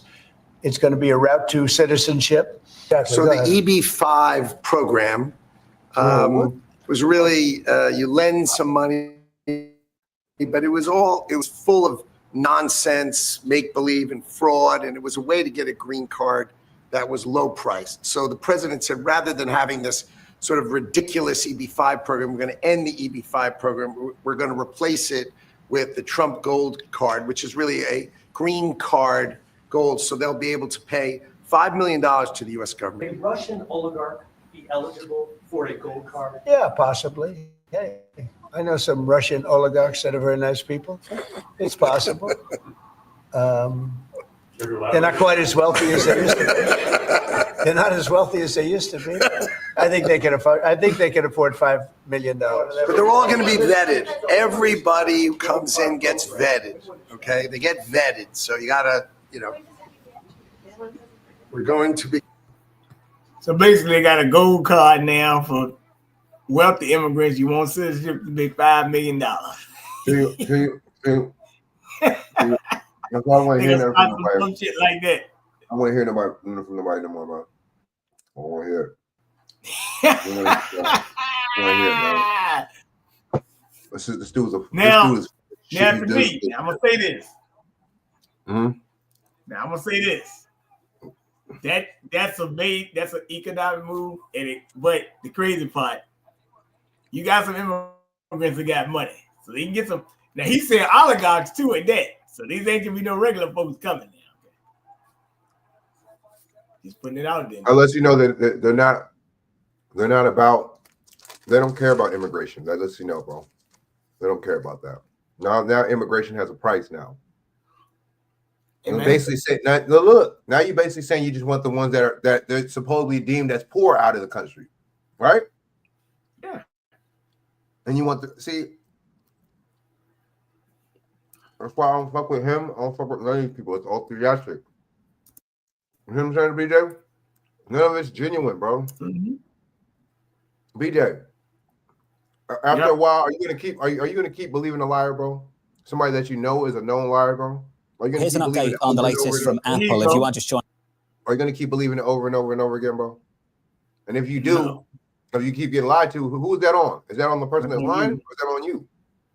I guess some news about 1 hour and 20 minutes ago that Apple will hire 20,000 new workers and produce AI servers in the United States. The company planning to spend $500 billion domestically over the next 4 years, including work on a new server manufacturing facility in Houston and additional spending with its existing suppliers. What does this mean relative to what we've already heard over the last several years from Apple? Mark Gurman, our star reporter here at Bloomberg, saying that Apple is going from investing $86 billion a year to $125 in the US, and from hiring 4,000 R&D employees a year to 5,000 based on its prior 5-year commitments compared to the new 4-year commitment announced this morning. The president responding to that new commitment saying the following: Apple has just announced a record $500 billion investment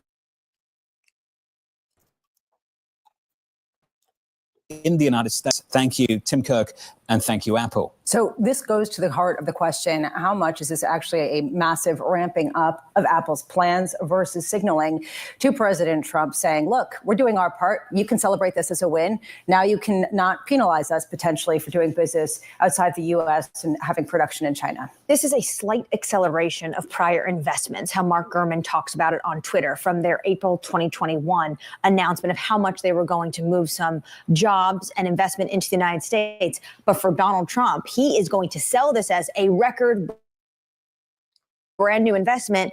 It's not. There's a little bit of nuance and a caveat we need in this truth, which we're not exactly getting.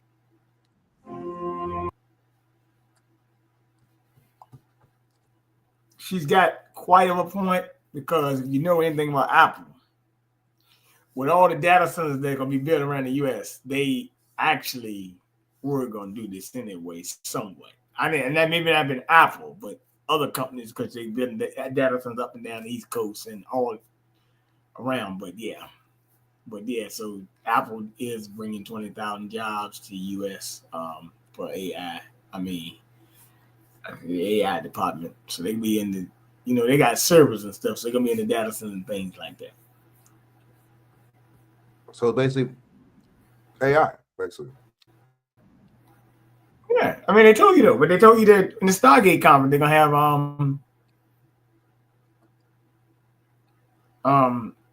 pushing more AI. So yeah, it's not about, you know what? It's sad because you would think that they would be one this United States industry booming. You would think that they would want it if they want to accelerate, and how they would get it accelerated, and they would also want people that's helping it get accelerated to be accelerated.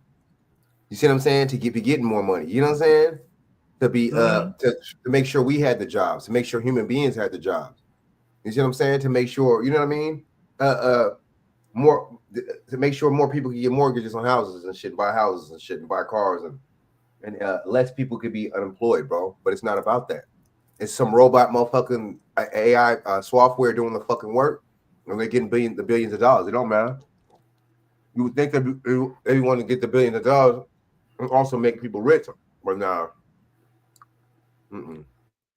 Because see, if you work for a company like that, you fuck around, the right people, whatever, do the right things, and you start your own company. We have to talk about America. So, but they all the same to me, bro. It don't matter what. Democrat, Republican, it's just the same shit. I don't really look at it like, keep it real. Well, here's the thing.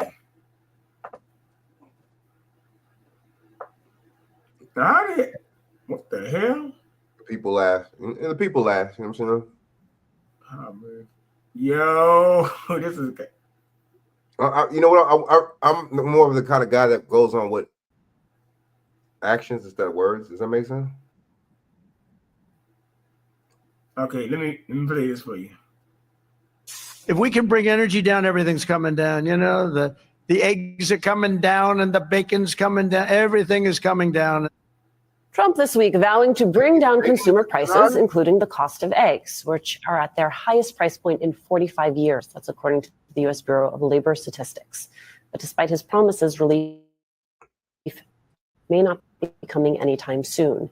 A bird flu outbreak that began in 2022 is now surging, adding more pressure to supply and keeping prices high. Joining us now, John Ross, founder and former chair of the board of Roseacre Farms, the second largest egg producer in the U.S. John, it's a pleasure to have you on this morning. I want to start with Forbes magazine's report on the bird flu outbreak and its cost to the poultry industry, noting as of November of 2024, the outbreak had cost the country approximately $1.4 billion, the majority of which is for indemnity and compensation payment farmers for flocks that have been culled, meaning those flocks have been euthanized. Clearly, the more recent number is probably higher. Talk, if you can, about the impact that this flu has on driving prices and the impact it's had on your farm. Yeah. Well, first of all, my father founded our family's egg farm in the 1940s. And when he was selling eggs, he was getting 50 cents a dozen on the Indianapolis farmers market. If you adjust that for inflation today, that would be over $6.50. But what's happened over time is bird flu and inflation. So we just recently lost 2.5 million chickens at our farm at Court Acres near where I live here. And yes, the government will reimburse us for the birds they ordered us to kill, but we are not reimbursed for the eggs that bird would have laid for the next 2 years. So it is it's a major economic consequence for all farmers. It's not just my family's farm, but all farmers across the country are suffering massively because of bird flu. You also have the Trump administration trying to rehire the USDA bird flu officials that it fired. A USDA spokesperson told the BBC that although several officials working on bird flu were notified of their terminations over the weekend, we're working to swiftly rectify the situation and rescind those letters. Your concern for your business, for consumers, if that happens? Well, President Trump talked about bringing common sense back to America. And I think that's what he's doing with the Secretary of Agriculture, Brooke Rollins, who was only sworn in on February 13th, nearly a month after President Trump was sworn in. The Senate has delayed, confirming these major appointments. We need to get the Secretary of Agriculture, she has hit the ground running, and they are very quickly now working to develop a bird flu for this strain that is affecting farmers now. How on that front, though, I mean, connect for viewers out there, the process. I mean, something like bird flu, people really haven't paid attention to it and have not connected it to the fact that they're now spending $10 to $12 for a dozen of eggs. How do those prices start to come down? Because Donald Trump just acts like, I mean, that's what I be telling y'all. This motherfucker ran. This is a Republican dude right here. And this motherfucker ran for president, bro. Why is he on MSNBC? You see how interchangeable these motherfuckers are, bro? It's all the same. On the Democrat program.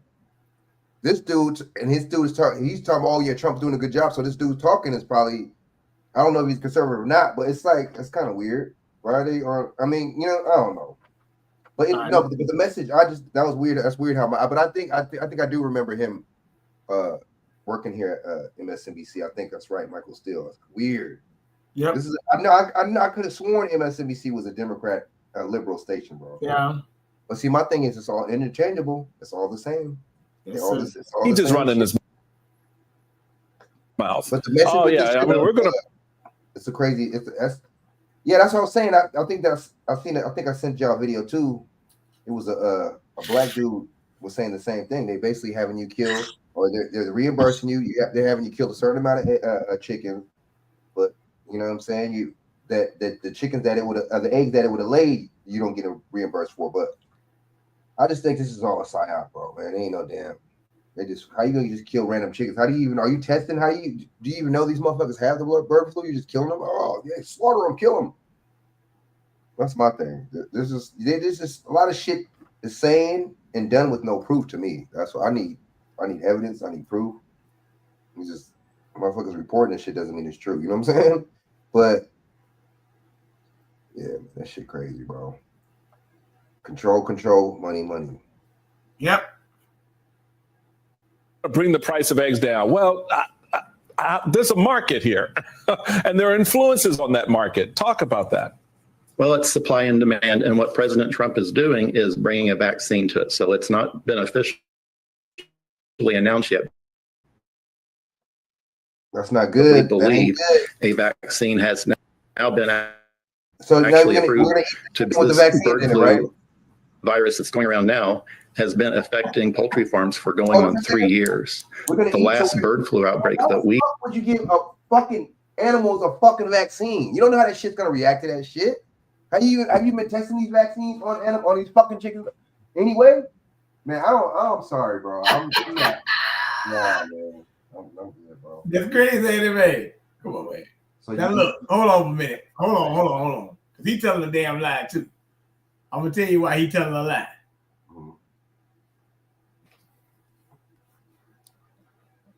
He lying his fucking ass off. Wow, it's all a little terrifying. Well, you can rest easy knowing Progressive's got your back. Big old tree limb crashing. Bloomberg Audio Studios. Podcasts, radio, news. But let's switch gears here and talk about bird flu because Zoetis has been granted a conditional license from the USDA for its avian flu vaccine. Since February 2022, more than 150 million birds have been affected in the U.S., causing egg prices to surge to all-time highs. Joining us now is the CEO of Zoetis, Kristen Peck. Kristen, it's great to see you in studio, first of all. Oh, it's very nice to be back in studio with you all. So let's talk about your vaccine. When might we expect to see it roll out, and how quickly would you expect that to actually show up in the price of eggs? Sure. I mean, what I want to start with is just really that my heart goes out to all of these, producers, both for broilers and egg layers. They've been on the front lines of this crisis for a while now, and they've been doing everything they can through biosecurity and many other strategies to try to control this. And Zoetis has been standing by and supporting them as we think about biosecurity as well as diagnostics, on farm with them, aligned with our purpose. So we were thrilled to get the conditional license of our AI product for poultry specifically. And just to be clear, this is a conditional license that is up to regulatory authorities in partnership with producers to decide how and when to use. So the sole decision on the use of the vaccine is up to the U.S. authorities. Interesting. And I'm curious, what this means for your business, because as we've spoken about before, you're more heavily weighted to pets, towards animals that we have in our houses versus livestock. So with that in mind, I mean, depending on the uptake, what could this mean for Zoetis? For starters, what I think this is a great example is what you and I spoke about at JP Morgan just a few weeks ago, which is the strength of our innovation pipeline across species. Well, we're expecting, a major approval every year for the next few years, many of which will really be blockbusters in important categories in animal health, such as chronic kidney disease, oncology, cardiology, and antibiotic alternatives for livestock, et cetera. So we're really excited about that pipeline. We think this is a great demonstration of that. I don't want to get too far away from the avian flu. We spoke with the NEC director, Kevin Hassett, about what's happened recently. Listen to what he had to say. What are we going to do about the fact that Joe Biden last year killed 130 million chickens, and that's why egg prices are so high? We're putting together a plan to manage the avian flu in a much wiser way. So he says they were putting together a plan to manage the avian flu in a much wiser way. Obviously, a vaccine would be great for those animals who haven't gotten it yet, but you also make Draxxin, right? Which is a drug that I'm not a doctor or a vet, but somehow helps cows and swines with respiratory illnesses? Are there other ways to deal with this problem, or do you really have to, nip it in the bud? Sure, there's many ways to deal with this problem. And I think, what Zoetis is focused on is supporting our customers with a whole set of tools in order to do this. What I was talking about before is really partnering with our producers to first start around biosecurity, which they're focusing, very intently on, but it is a challenge when a lot of the new spread you're seeing is spread by wild birds. And so you can't really stop the wild birds from flying over your farm. And that is really what is spreading some of the new. We can also focus on better diagnostics to better understand that. There's lots of different tools in the toolbox. Obviously the vaccine is one additional one, and it's aligned with our purpose at Zoetis to nurture the world and humankind by advancing care for animals. And that's a One Health focus, which is, I think, what the White House and the Congress and the USDA has been really focused on. And not to put the cart before the horse, so to speak, but when you think about the expansion of the vaccine, I recognize that you still need regulatory approval, but what about other animals? Do you see yourself making one for cattle? We've really stepped in multiple crises over the years. So we were helping the USDA with a vaccine that they used in their stockpile in 2016. As you think about the COVID crisis, we made vaccines that were used throughout wildlife and in zoos and things like that. So we will continue to partner with the USDA to meet whatever their needs are.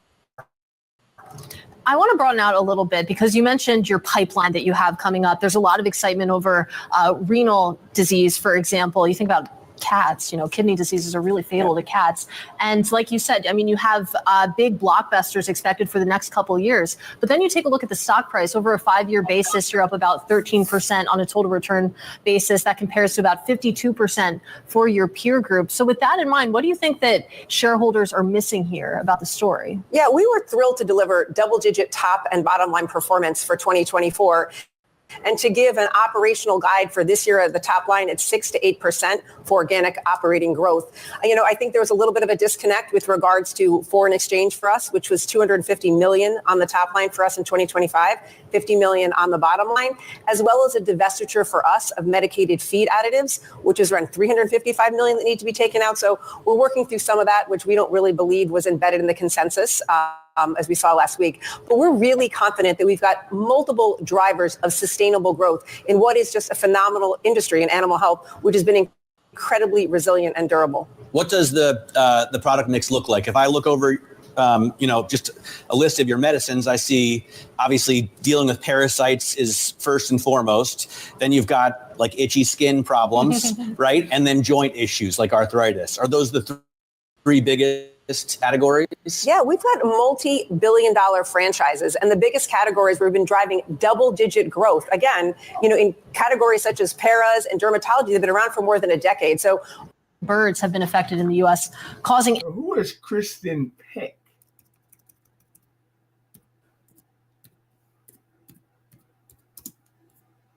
To who?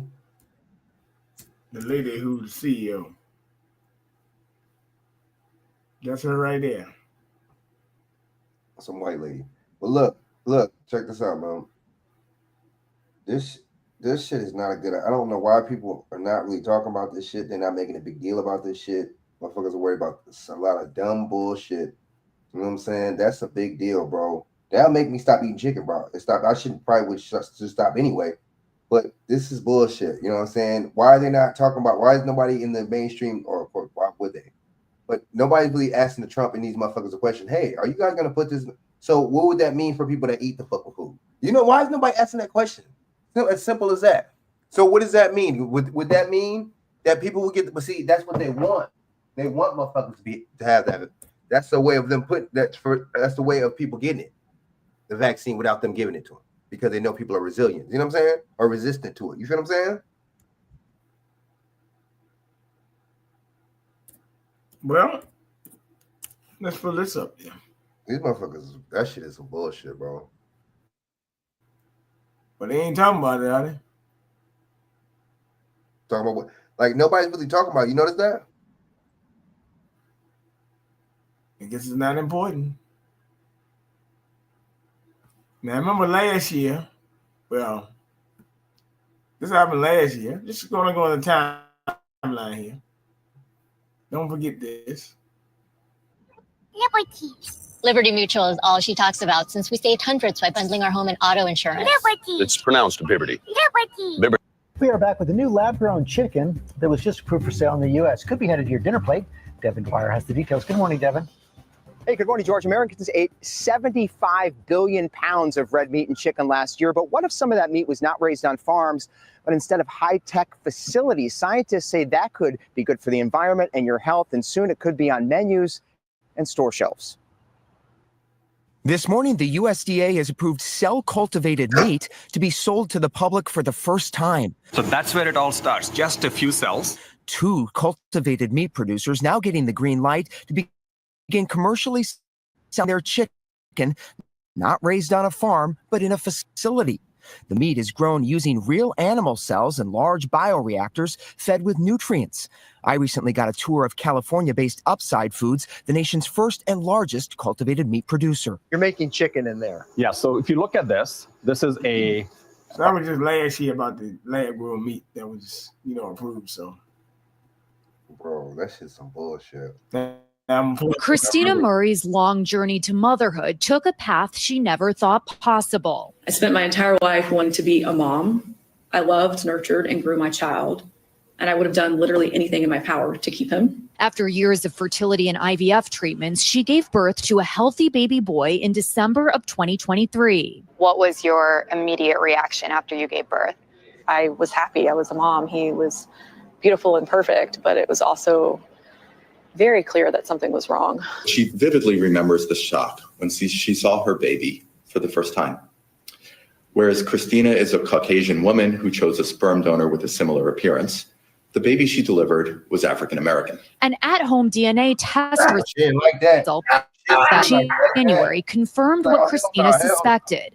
The baby was not hers. On February 5th, Christina's lawyers reached out to the fertility clinic, Coastal Fertility Specialists, informing them of the mix-up. And just let them know. Let's see. If that baby was white, how would she know that that was her baby? Just because she's white. It's white. How would she know? Yo! How we don't. You see how we.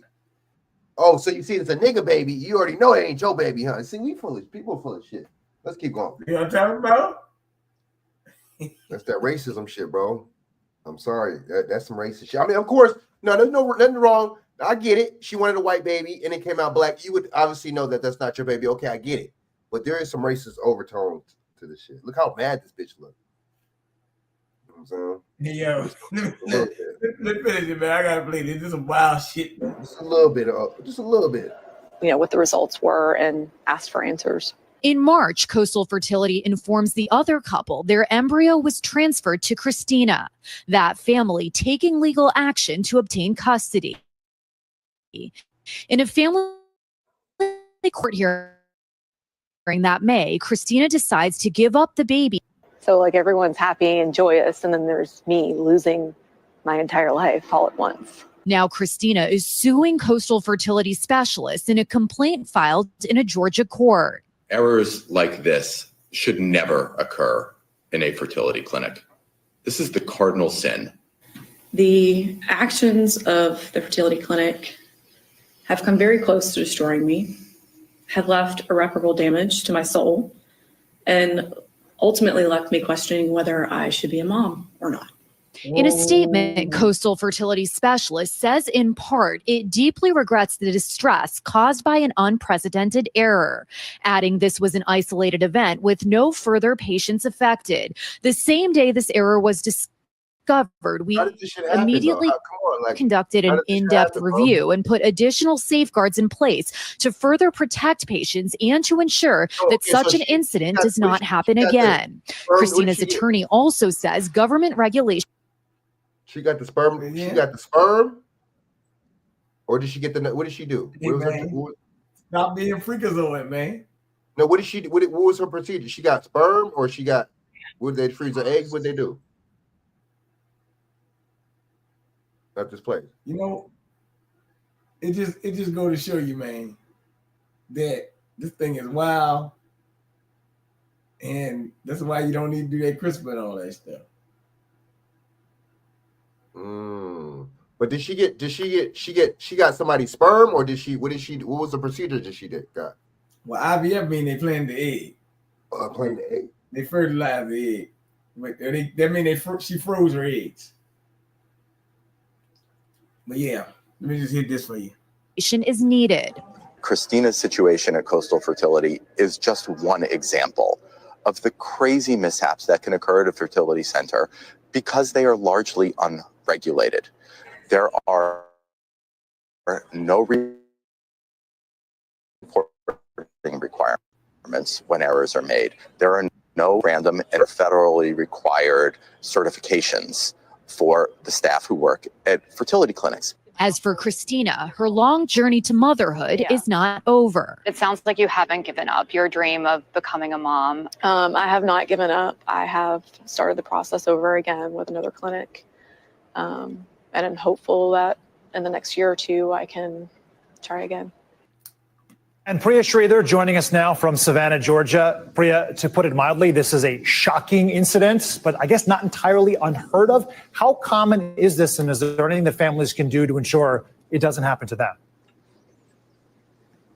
Yeah, that's right, Sam. You know, Christina's lawyer said that this is rare, but certainly not unprecedented. He's actually represented thousands of clients who were fertility patients at clinics across the country over the last 13 years. And they've had a variety of cases, including embryo mix-ups, but also freezer malfunctions that have caused embryos, eggs to be destroyed, or fertility specialists who have dropped vials of eggs and embryos on the ground. He actually thinks that the prevalence of these cases may be higher than we even know, because in Christina's specific case, it was very evident since the race of her baby was different from her own. And he believes that perhaps moving forward, anyone who has a baby through IVF will want to genetically test it to ensure that the baby is biologically there. Yeah, I can't even imagine how devastating to those parents that kind of a mix-up would be. What more do we know about the other family in this case? Has Christina seen the child since that day in family court? Yeah, that's a great question, Sam. And, you know, they're really trying to protect that family's privacy. So all we know is that they live in a different state. And, you know, as we saw in the story, she voluntarily handed over the child to them in that family court. She has not seen the baby since then, but she says that she'll never live a day for the rest of her life wondering how that baby boy is doing, Sam. All right. Quite a layered and confusing and astounding sequence of events. That's what you're talking about. She's gonna be worried about the black baby. Come on, the way you man. I mean, I get it though. I get it. You know that I can see why she's. I was just saying that earlier, but that is some bullshit. But see, that lets you know too. All these little what's the names, man? They're not. A lot of this shit ain't guaranteed. You know what I'm saying? You're not dealing. I mean, are these professionals? Like they said, the shit wasn't regulated. I just think this shit, man. These women, man. Hey, they told you they ain't regulated. It's just like, hey man, they like desperate. You tell you won't regulate, man. Look, desperate times come from desperate measures, bro. You do desperate shit. Sometimes some shit happen. You know what I'm saying? Exactly. Now they ain't gonna like that when I said that, but that's the count. That's you got to hold them accountable, man.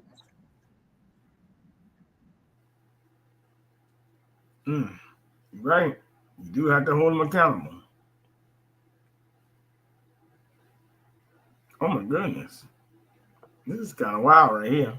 Let me put this up there. This got to be for trying to make these women mad with me. Damn, bro.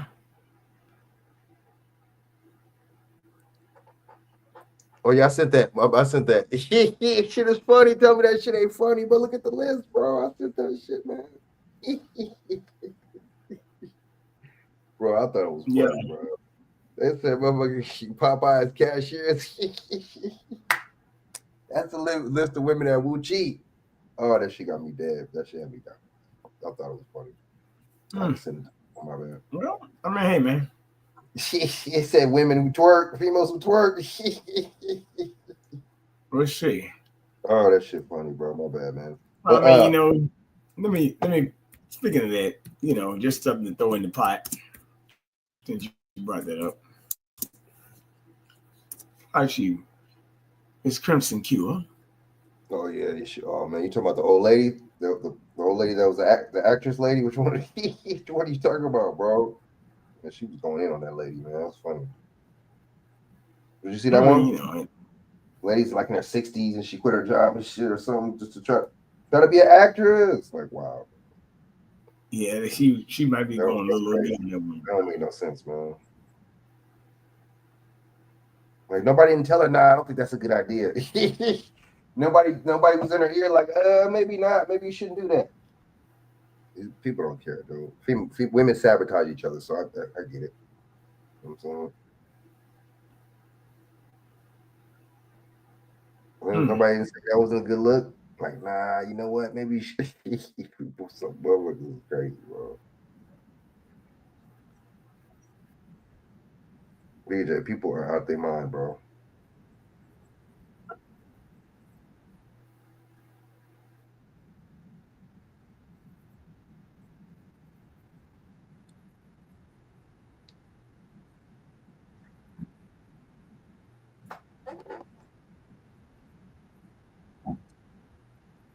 You know, I did send something though. Hold up.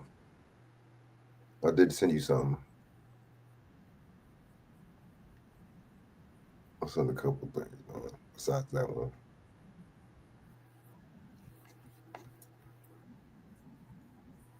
Oh, I thought this is it. Oh, damn. What about the airline? Damn, dude. What about the airline? They just said another one almost got. Dude, come on with these crashes, bro.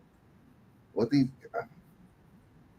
like, come on now. After this point, it's like and peaceful. Oh, okay, my bad. You pointed. And why this hyena got it wrong.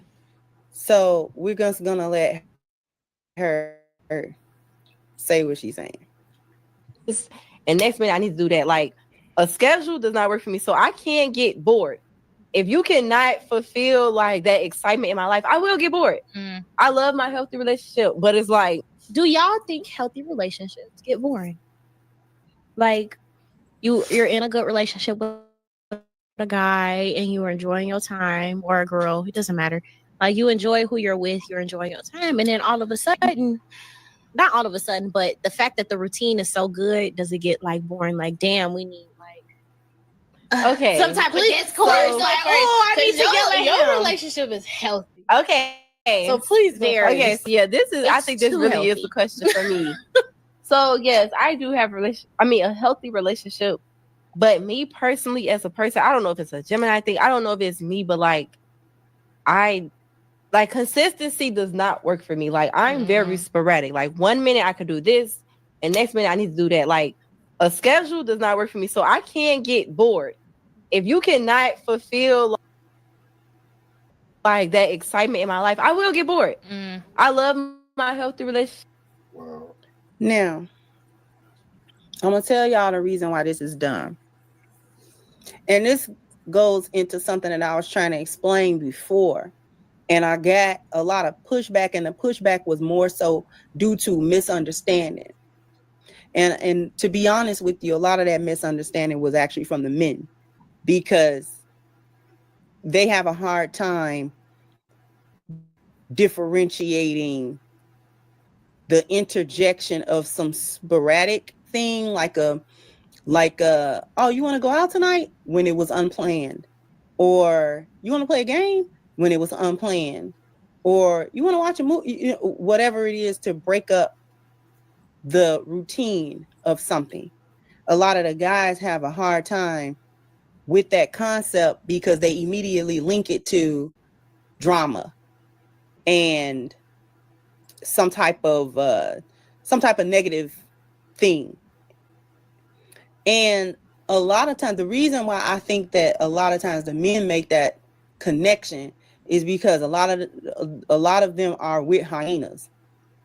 And hyenas, by not being in their femininity, do not know the difference between doing something that is spontaneous and it's fun and it's good and it's cool for both people, and creating the drama just so something can be going on. There's a difference between a lioness saying, "Hey, babe, you feel like going to the movies? Let's go check out the newest movie." And that wasn't planned, but yet she knows her husband likes going to the movies with her.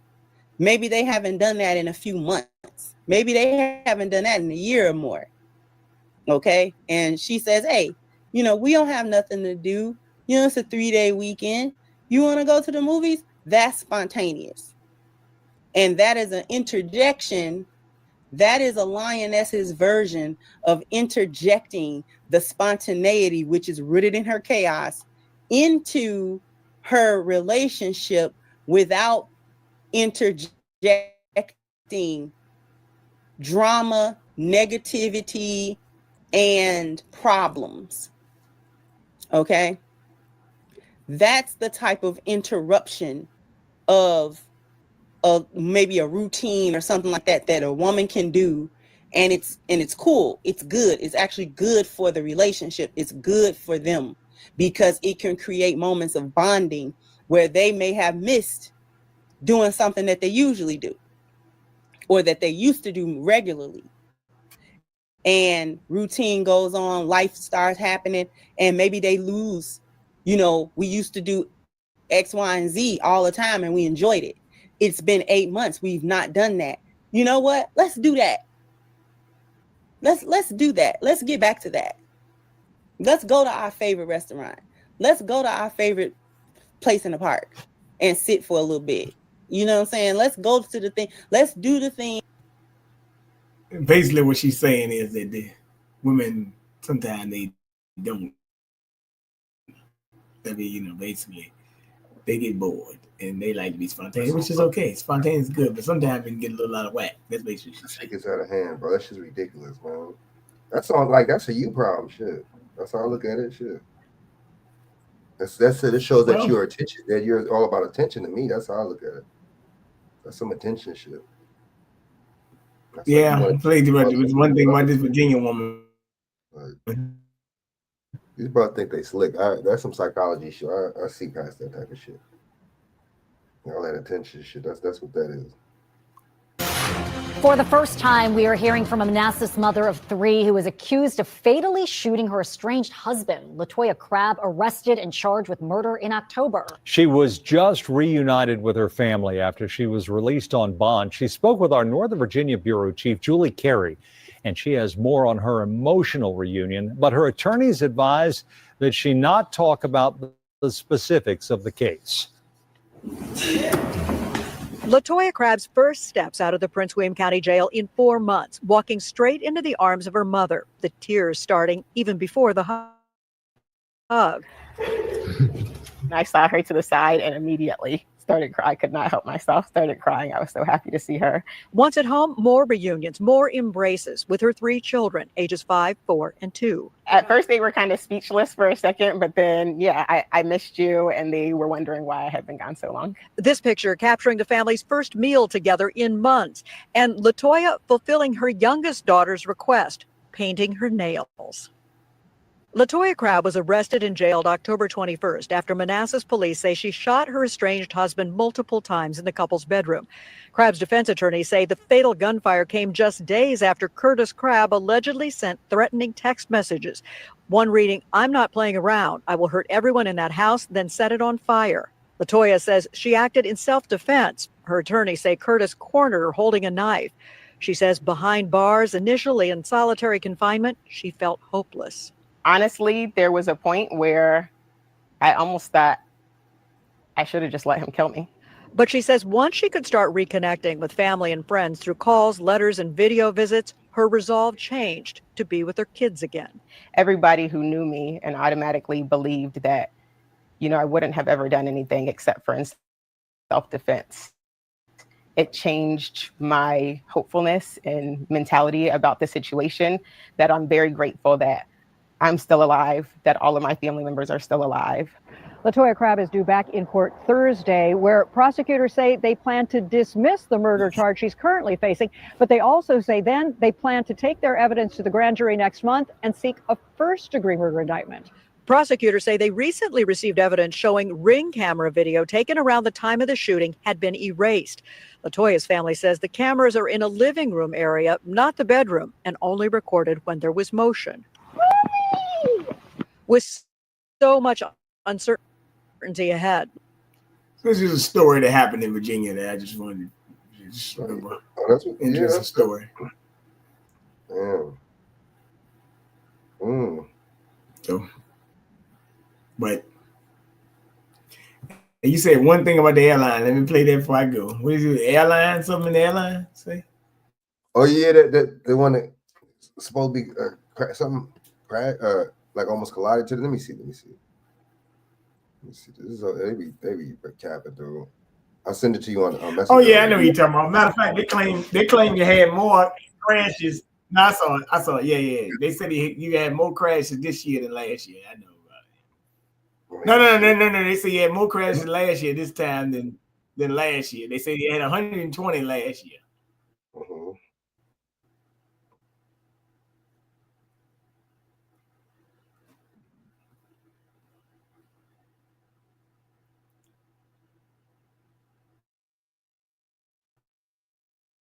Interesting.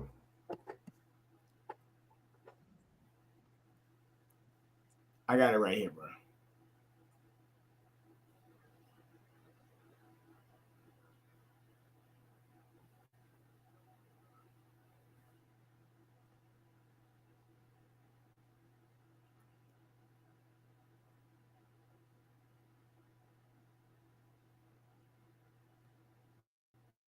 All right, let me play this before I go. I got you.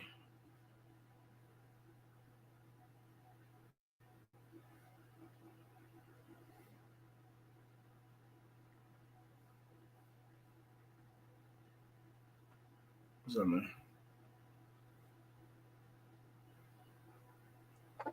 You want me to pull it up or you already pulled it? Oh, okay. I got it.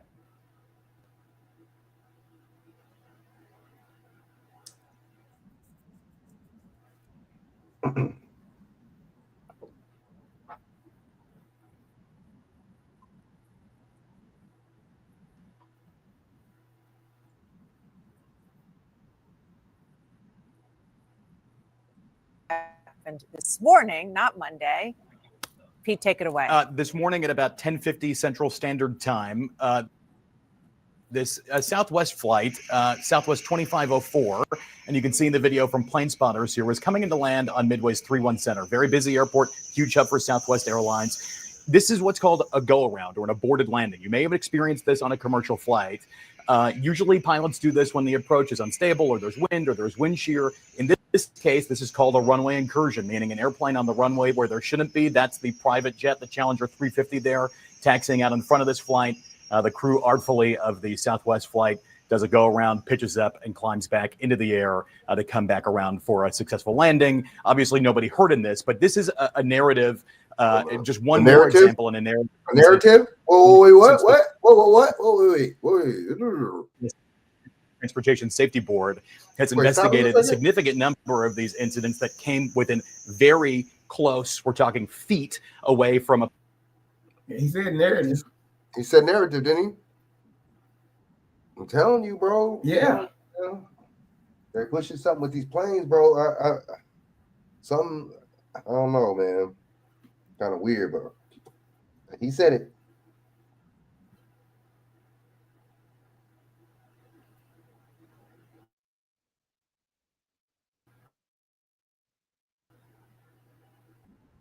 The list really goes on. Seems likely that this would end up not only under FAA investigation, but also under NTSB investigation, because the alarm bells have been there for a long time. Why are airplanes able to get so close to each other when air traffic controllers are responsible for keeping the runway safe and clear?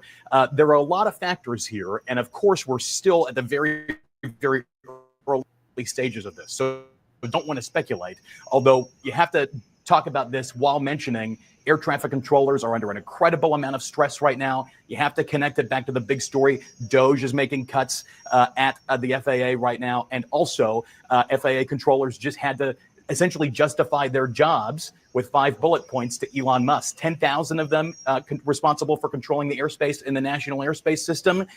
And many of them are working mandatory 6-day weeks of 10-hour shifts. We're talking mandatory overtime. The Southwest crew did the right thing here. People ask me all the time, why is there a go around? This was the right call. You can always go around and fly back into the air and come back around and try another landing. The big question is, why did that private jet enter onto that runway when this passenger jet, the Southwest flight, was moments away from landing? Very scary. Yeah, that looked like very quick thinking by that Southwest pilot. Thank you so much for bringing that to us, Pete. You know, we were just talking about, I think you were mentioning it, Abby, about just the anxiety in this country. And if you just take air travel as one example, and the idea that people are afraid and connecting it back to the chaos, just the FAA, for example, and the cuts at the FAA and the fears at the FAA. And this is one of those classic government agencies that is supposed to be there for one reason and one reason only, to make us all safe when we fly. Yeah, I mean, I'm a Texan and I've flown Southwest many times, and Midway is their hub airport. So I've gone through there many times, and I know that I can put myself in that empathy. And I think my mother's asked me to reconsider flying. And when mothers across America are making those comments to their kids, that's going to have an economic effect. Yeah, I was just flying with my family for my son's winter break, and I have extreme anxiety. So this is what I do all the time anyway. But I was for sure thinking about the latest incidents, because it's not one, it's not two. There have been multiple incidents like this where near misses, and in some cases, some fatalities. And these are still anecdotes. Yeah. And flying is still very safe, but it's really hard not to get in your head about. You have data. Yeah, I would just say that, you know, if you look at the NTSB data from January, in fact, it was the safest January on record when you combine both general and, of course, commercial aviation. But the bottom line is, I'm still freaked out as well, despite what the data says. You know, I think we're looking for improvement here in that system. And what's missing here in this conversation about chaos is any sense that things are improving. Hearing Pete talk about people working 10-hour days, 6 days a week, doesn't engender a lot of confidence in the way that system is set up or where it's going at this point in time. Do you want a modern tech stack? It's at Capital One. Do you want a great culture that allows you to grow and foster your technical skills while solving? That's true though, Doc Boss. That's a good point. Why they not talking about the right comparison to the other year? But it is kind of weird though. I mean, I just think you see, you know, this is, you know what I'm saying? Like fucking barely, you know what I'm saying? 2 months into this year, and you see, I just think that's why the news media, man, they know what they're doing, man. It's just they know what they're doing now. They know what they're doing. It's just some bullshit though. Keep it real. You know what I'm saying? Yep, they surely do know what they're doing. They are scaring people. Yep. Shaq, you still out there?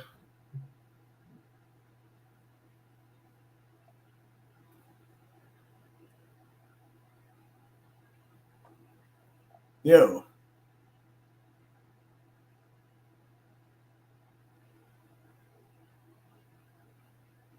I don't know what's up.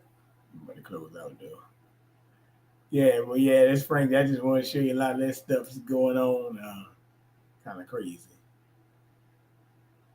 Yeah, that's crazy with that man. You know what I'm saying, with that that's scandalous, bro. With that, what's his name, man? With the chicken, with the cell lab grown chicken, and with the that bird flu thing. I'm not feeling that shit, man. Trying to inject that vaccine shit, trying to put that shit. I'm not.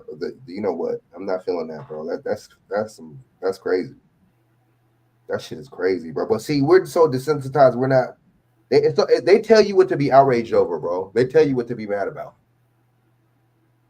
You know what I'm saying? They do. And what not to be mad about. And the funny thing about it is, the things you should be mad about, you're not mad about. You're right. That's what happens. You should be mad, but you know. Anyway, go ahead and shout your information, man. Yeah, man, good show, good information, man. That's some good stuff. Good rundown, man. Y'all could y'all not subscribed to me, man. Hit me up. XX Frank Nitty XX on YouTube, and also Frank Jones 8115 on Instagram. XX Frank Nitty XX on Instagram. Y'all holla at me, man. Yep. All right. Word. Hey, Chak.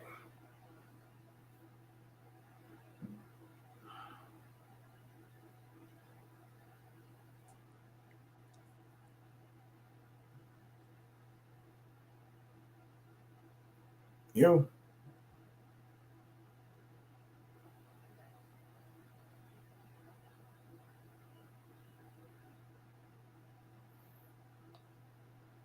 Oh, it's all good. Hey, look, like I said, you're running with it. You can get him at Chak Wild on Instagram, Chak Wild on Facebook. It goes live. Got a lot of stuff going on. Yo. What's up, man? Yo. Yo. Yeah, what's up, man? Man, I've been trying to get in all day, man. I've been talking to shit. The shit just won't let me talk through, bro. That link you sent me to was saying the page was web page was some temporary out or something. But I've been trying to talk, nigga. I guess they want me to say nothing for this show. It's cool. No. I tell you what. When I played a lot of shit. I mean, I played the stuff about the woman getting scammed, and all that. We were talking about scams. So go ahead and talk about a couple minutes of stuff because I just go after some things I covered. Just so I can hear you now, so you might want to just comment on some of the things.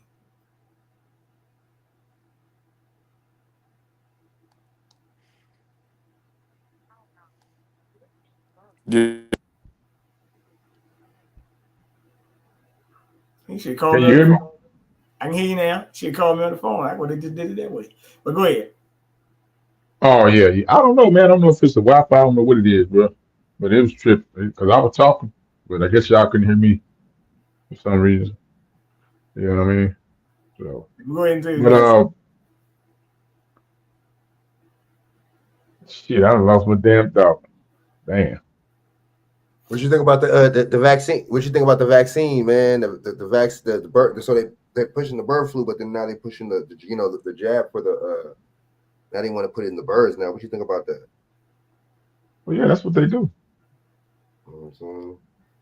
That shit is They wild. retract the history, man. Like I said, they've been doing this stuff since 1800s, man. So this is what they do. This is how they gain. It's how they gain and keep control, man. One thing we played with the Girl Scout cookies. They trying to say they got glyphosate in them, like weed Roundup or some shit in the chemical. I mean, the Girl Scout cookies. They selling Girl Scout cookies now for the season. People been coming. Hey, you want some good? No, I'm good. Yeah, that's another thing. We played about the candles with the burning wax. That has chemicals in it that can be toxic for you. You know, you women like to get the scent. Hey, baby, give me some scented candles. You know. Right. We played the video Crimson Cure, where the women say that they like having a healthy relationship, but they can be boring sometimes because they're very spontaneous, so they can get bored. We played another video of the measles outbreak growing out in Texas more. Then we played the other video of God damn, which one was that? Played so much shit. Oh yeah. About the woman, white lady actually. She was upset because she ended up having a black baby with IVF. Somebody gave her the wrong eggs, man, wrong sperm or something. So she sued the clinic. Crazy. But see, my point with that was, if she had a white baby, how would she know that was her? How would she know that was her biological baby just because it was white? You wouldn't know. That she would she? Unless she got it tested, right? Right, she wouldn't know. See, you see, but that sounds like that shit was it was low key a little overtone racism with it too. But I get it. Oh, come on, Frank. Come on, she got man. the wrong baby. She got the wrong. If a black woman coming out with a white baby, come on, man. You gonna turn that motherfucker, bro. You can be like, hold on, bro. I didn't. This ain't without heart. Right. Shit. I'm not done though. Hey, this ain't without heart. Hold on now. No, I'm not done. I wasn't finished. But look, but at the same time, I was saying I can see why she's mad because that's not her baby, and I get it. And she did say she still looks she still be watching over the baby and keeping in contact with the baby, the boy. But my thing was that what that was, I was saying I would be mad too and shit, but at the same time, I'm like, these places are, these places ain't regulated though. It's like desperate times call for desperate measures. Right. Look You at man. you desperate, you get, but I get it's the age thing and shit. You know what I'm saying? These white people too, though, man. They'll find some way. They'll find some way to get a lawsuit, bro. A lot of these motherfuckers come up off on lawsuits. They be baby poor, average poor people, and they come up on lawsuits, bro. They find some way to get a lawsuit to get. You know what I mean? Don't think all these white people is come from money and shit. Nah, they be getting these lawsuits. Now let me say something that was very interesting in that clip now. Uh-huh. Because they said that them motherfuckers be trashing them eggs, and they said that stuff ain't hardly a lot of ways to tell what goes on in them facilities because they said the shit is unregulated. Right. They said that. So you kind of out of luck, man. Well, yeah, I mean, it's and they got to pay out of pocket. They ain't, but see, and you got to be tricky too because I was catching Josh and I was looking at kind of the 7 stuff too with the she was doing a reaction to the SEALs went on Don Lemon on her capping. You know that motherfucker capping and shit. We're gonna have to do a breakdown on that. She on that motherfucker capping. Who did?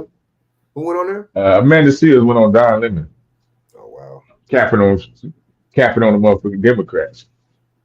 Like calling off the Democrats. I'm like, that's what Charlamagne doing. Who? Charlamagne doing the same thing. Man, them motherfuckers is political whores, bro. That's all they is, man. They whore. They political whores, bro. They paying political seats, bro. So now he's supposed to be going at the Democrats. They're supposed to be. So Charlamagne is supposed to be going at the Democrats now. Yeah. So now the Trump is here. He said they need to abandon the woke policies, man. But when the Democrats was in there, he was going at the Republicans. Yeah, that's what I was saying earlier. It's bullshit. It's political theater, man. 101. Yeah, man. I'm just saying. Well, yeah, and then we played the video of Trump. You know, they gonna make. I think Zelensky come in Friday, and they gonna have a deal. They said they might make $500 million or close to $1 trillion for the mineral deals, some minerals they're gonna get from Ukraine. Also, this wasn't startling to me because I already knew it, but Donald Trump said that wealthy immigrants coming to the U.S. will get a gold card, and that's it. And I asked, what is a gold card? A gold card is a green card, but he said they got to pay $5 million. You could buy your citizenship for $5 million. One thing Trump, he tell you with, the other mothers ain't gonna tell you this stuff. They just gonna do it and be doing it. That's the only thing. Trump is so boastful, so egotistical and narcissistic that he gonna tell you.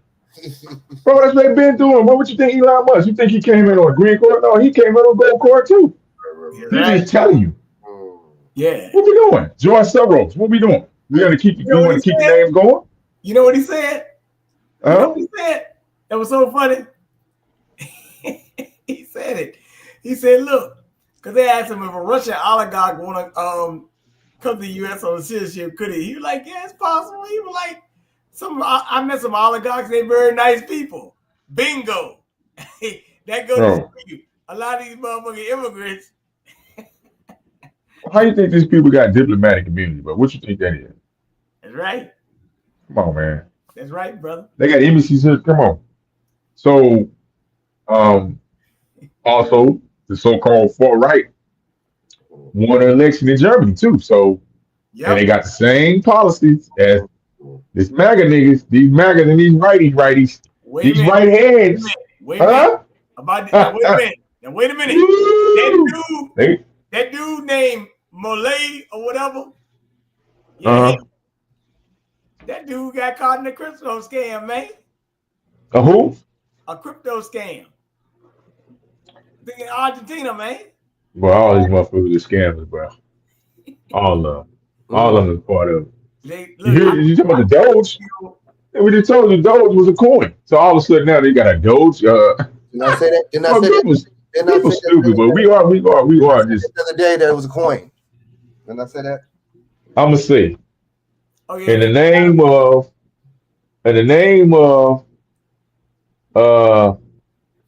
Jamie Foxx and who was it? That was what was that song? Was Jamie Foxx and Kanye? The what? Twister. Blame it on the alcohol. Hey, Who did that song? Yeah. What's his name? No. Huh? Jamie Foxx. What's No, the guy Jamie Foxx name? alone. And who? No, Jamie Foxx alone. Yeah, that was him alone. Yeah, now they say that Dr. Lee was on earlier. He talking about I think they said the goal at Fort Knox might be missing, man. What you mean might be missing? Jar with a vengeance or what? You said might be missing? Yeah, I think they say it's missing, man. Man, come on, man. They say Trump will go to Fort Knox and go inspect himself, man. Go inspect Fort Knox. Man, come on. See, it's the Hollywood shit. Bro, I'm But telling you you. forgot. I don't believe It's Hollywood, man. I don't believe none of it, man. No, there's not gonna be no intent, no anything in any of this shit because I know, and I'm glad you said that, Shaq. At least Trump is saying that because this shit is a scam, and that lets you know that they're not really tripping on immigration. That shit's bullshit, and they're basically saying you could buy immigration. This immigration comes with a price. So, do you really not want people coming here illegal or not? At a price. What you mean? That's been the whole. That's been the whole thing. People got to pay for that. That's been the whole thing, right? Bro, that's been the whole thing ever since they created. That's been the whole thing, dog. What you mean? They have lotteries over these foreign countries for who? You know what I mean? We think foreign exchange is. Who paying that? Who paying that? Hey, yo, Who down there on? You know what? Let me say this before I go. About to close out, but I'm gonna bring this to you. When I was younger, when I was in high school, or when I went to private school, a lot of private schools had what they call foreign exchange students. That's all that is, man. Mm-hmm. We had that foreign exchange students. The key word would you say it was private? Yeah. So they mean they got their own regulations. Huh? Guess what? And you know something else? That also means, guess what? If it's private, they can get a school voucher to go to a school in America. You know that, right? Did you know that? These motherfuckers use that to get them get in, bruh. Them foreign exchange students, bruh. I mean, all I gotta do is go downtown VCU, man. I mean, that's right downtown Richmond. VCU is an engineering school. But it's not an engineering school. But they got some engineering program. But what I'm saying is, you go downtown, you see everything now. Back then, you see a lot of white kids and black kids and shit. You see everything now, man. VCU is like a melting pot now, right in the heart of downtown Richmond. They changed the whole landscape. I used to hang down all the time. Now, if I go downtown, stop anywhere, I'm in and out. I ain't hanging out anymore like down with locals like I used to. Because, I mean, they don't gentrify everything. But it made everything higher, too. Man, got them traffic cameras. Not traffic. They raised the price on parking and stuff. Shoot, they motherfucker paid $30 parking. Shit. But go ahead, Shaq. Shout out the information, brother. Yep. Can you hear me? Yep. Shaq Wall on Instagram and Shaq Edwards on Facebook. Okay. Well, let me say this with Oh, the game come on tonight. Ain't it? It's on there. Ain't it? Who? The Fakers and the Oh, the Mavericks. Oh yeah. I heard somebody talk about the LA Fakers. Yeah. Shout out to just want to say shout out to what's the deal there? I tell you, I sent her a message. Mayota get well soon. Sorry to hear about that. Yeah. So. Yeah, she said she in the hospital. Man said she was. Bro said she had pneumonia and what did you say? The flu. The flu and pneumonia. Yep. So shout out to her. Cocker pneumonia. Yeah, cocker pneumonia. Damn. We gotta just make sure because it's the zeitgeist moment. Matter of fact, when the next show we'll do, might play like a couple minutes of the zeitgeist moment. We are in the zeitgeist. So with that being said, take your time and hey, don't let the bird you hit you. Yeah, Take your time.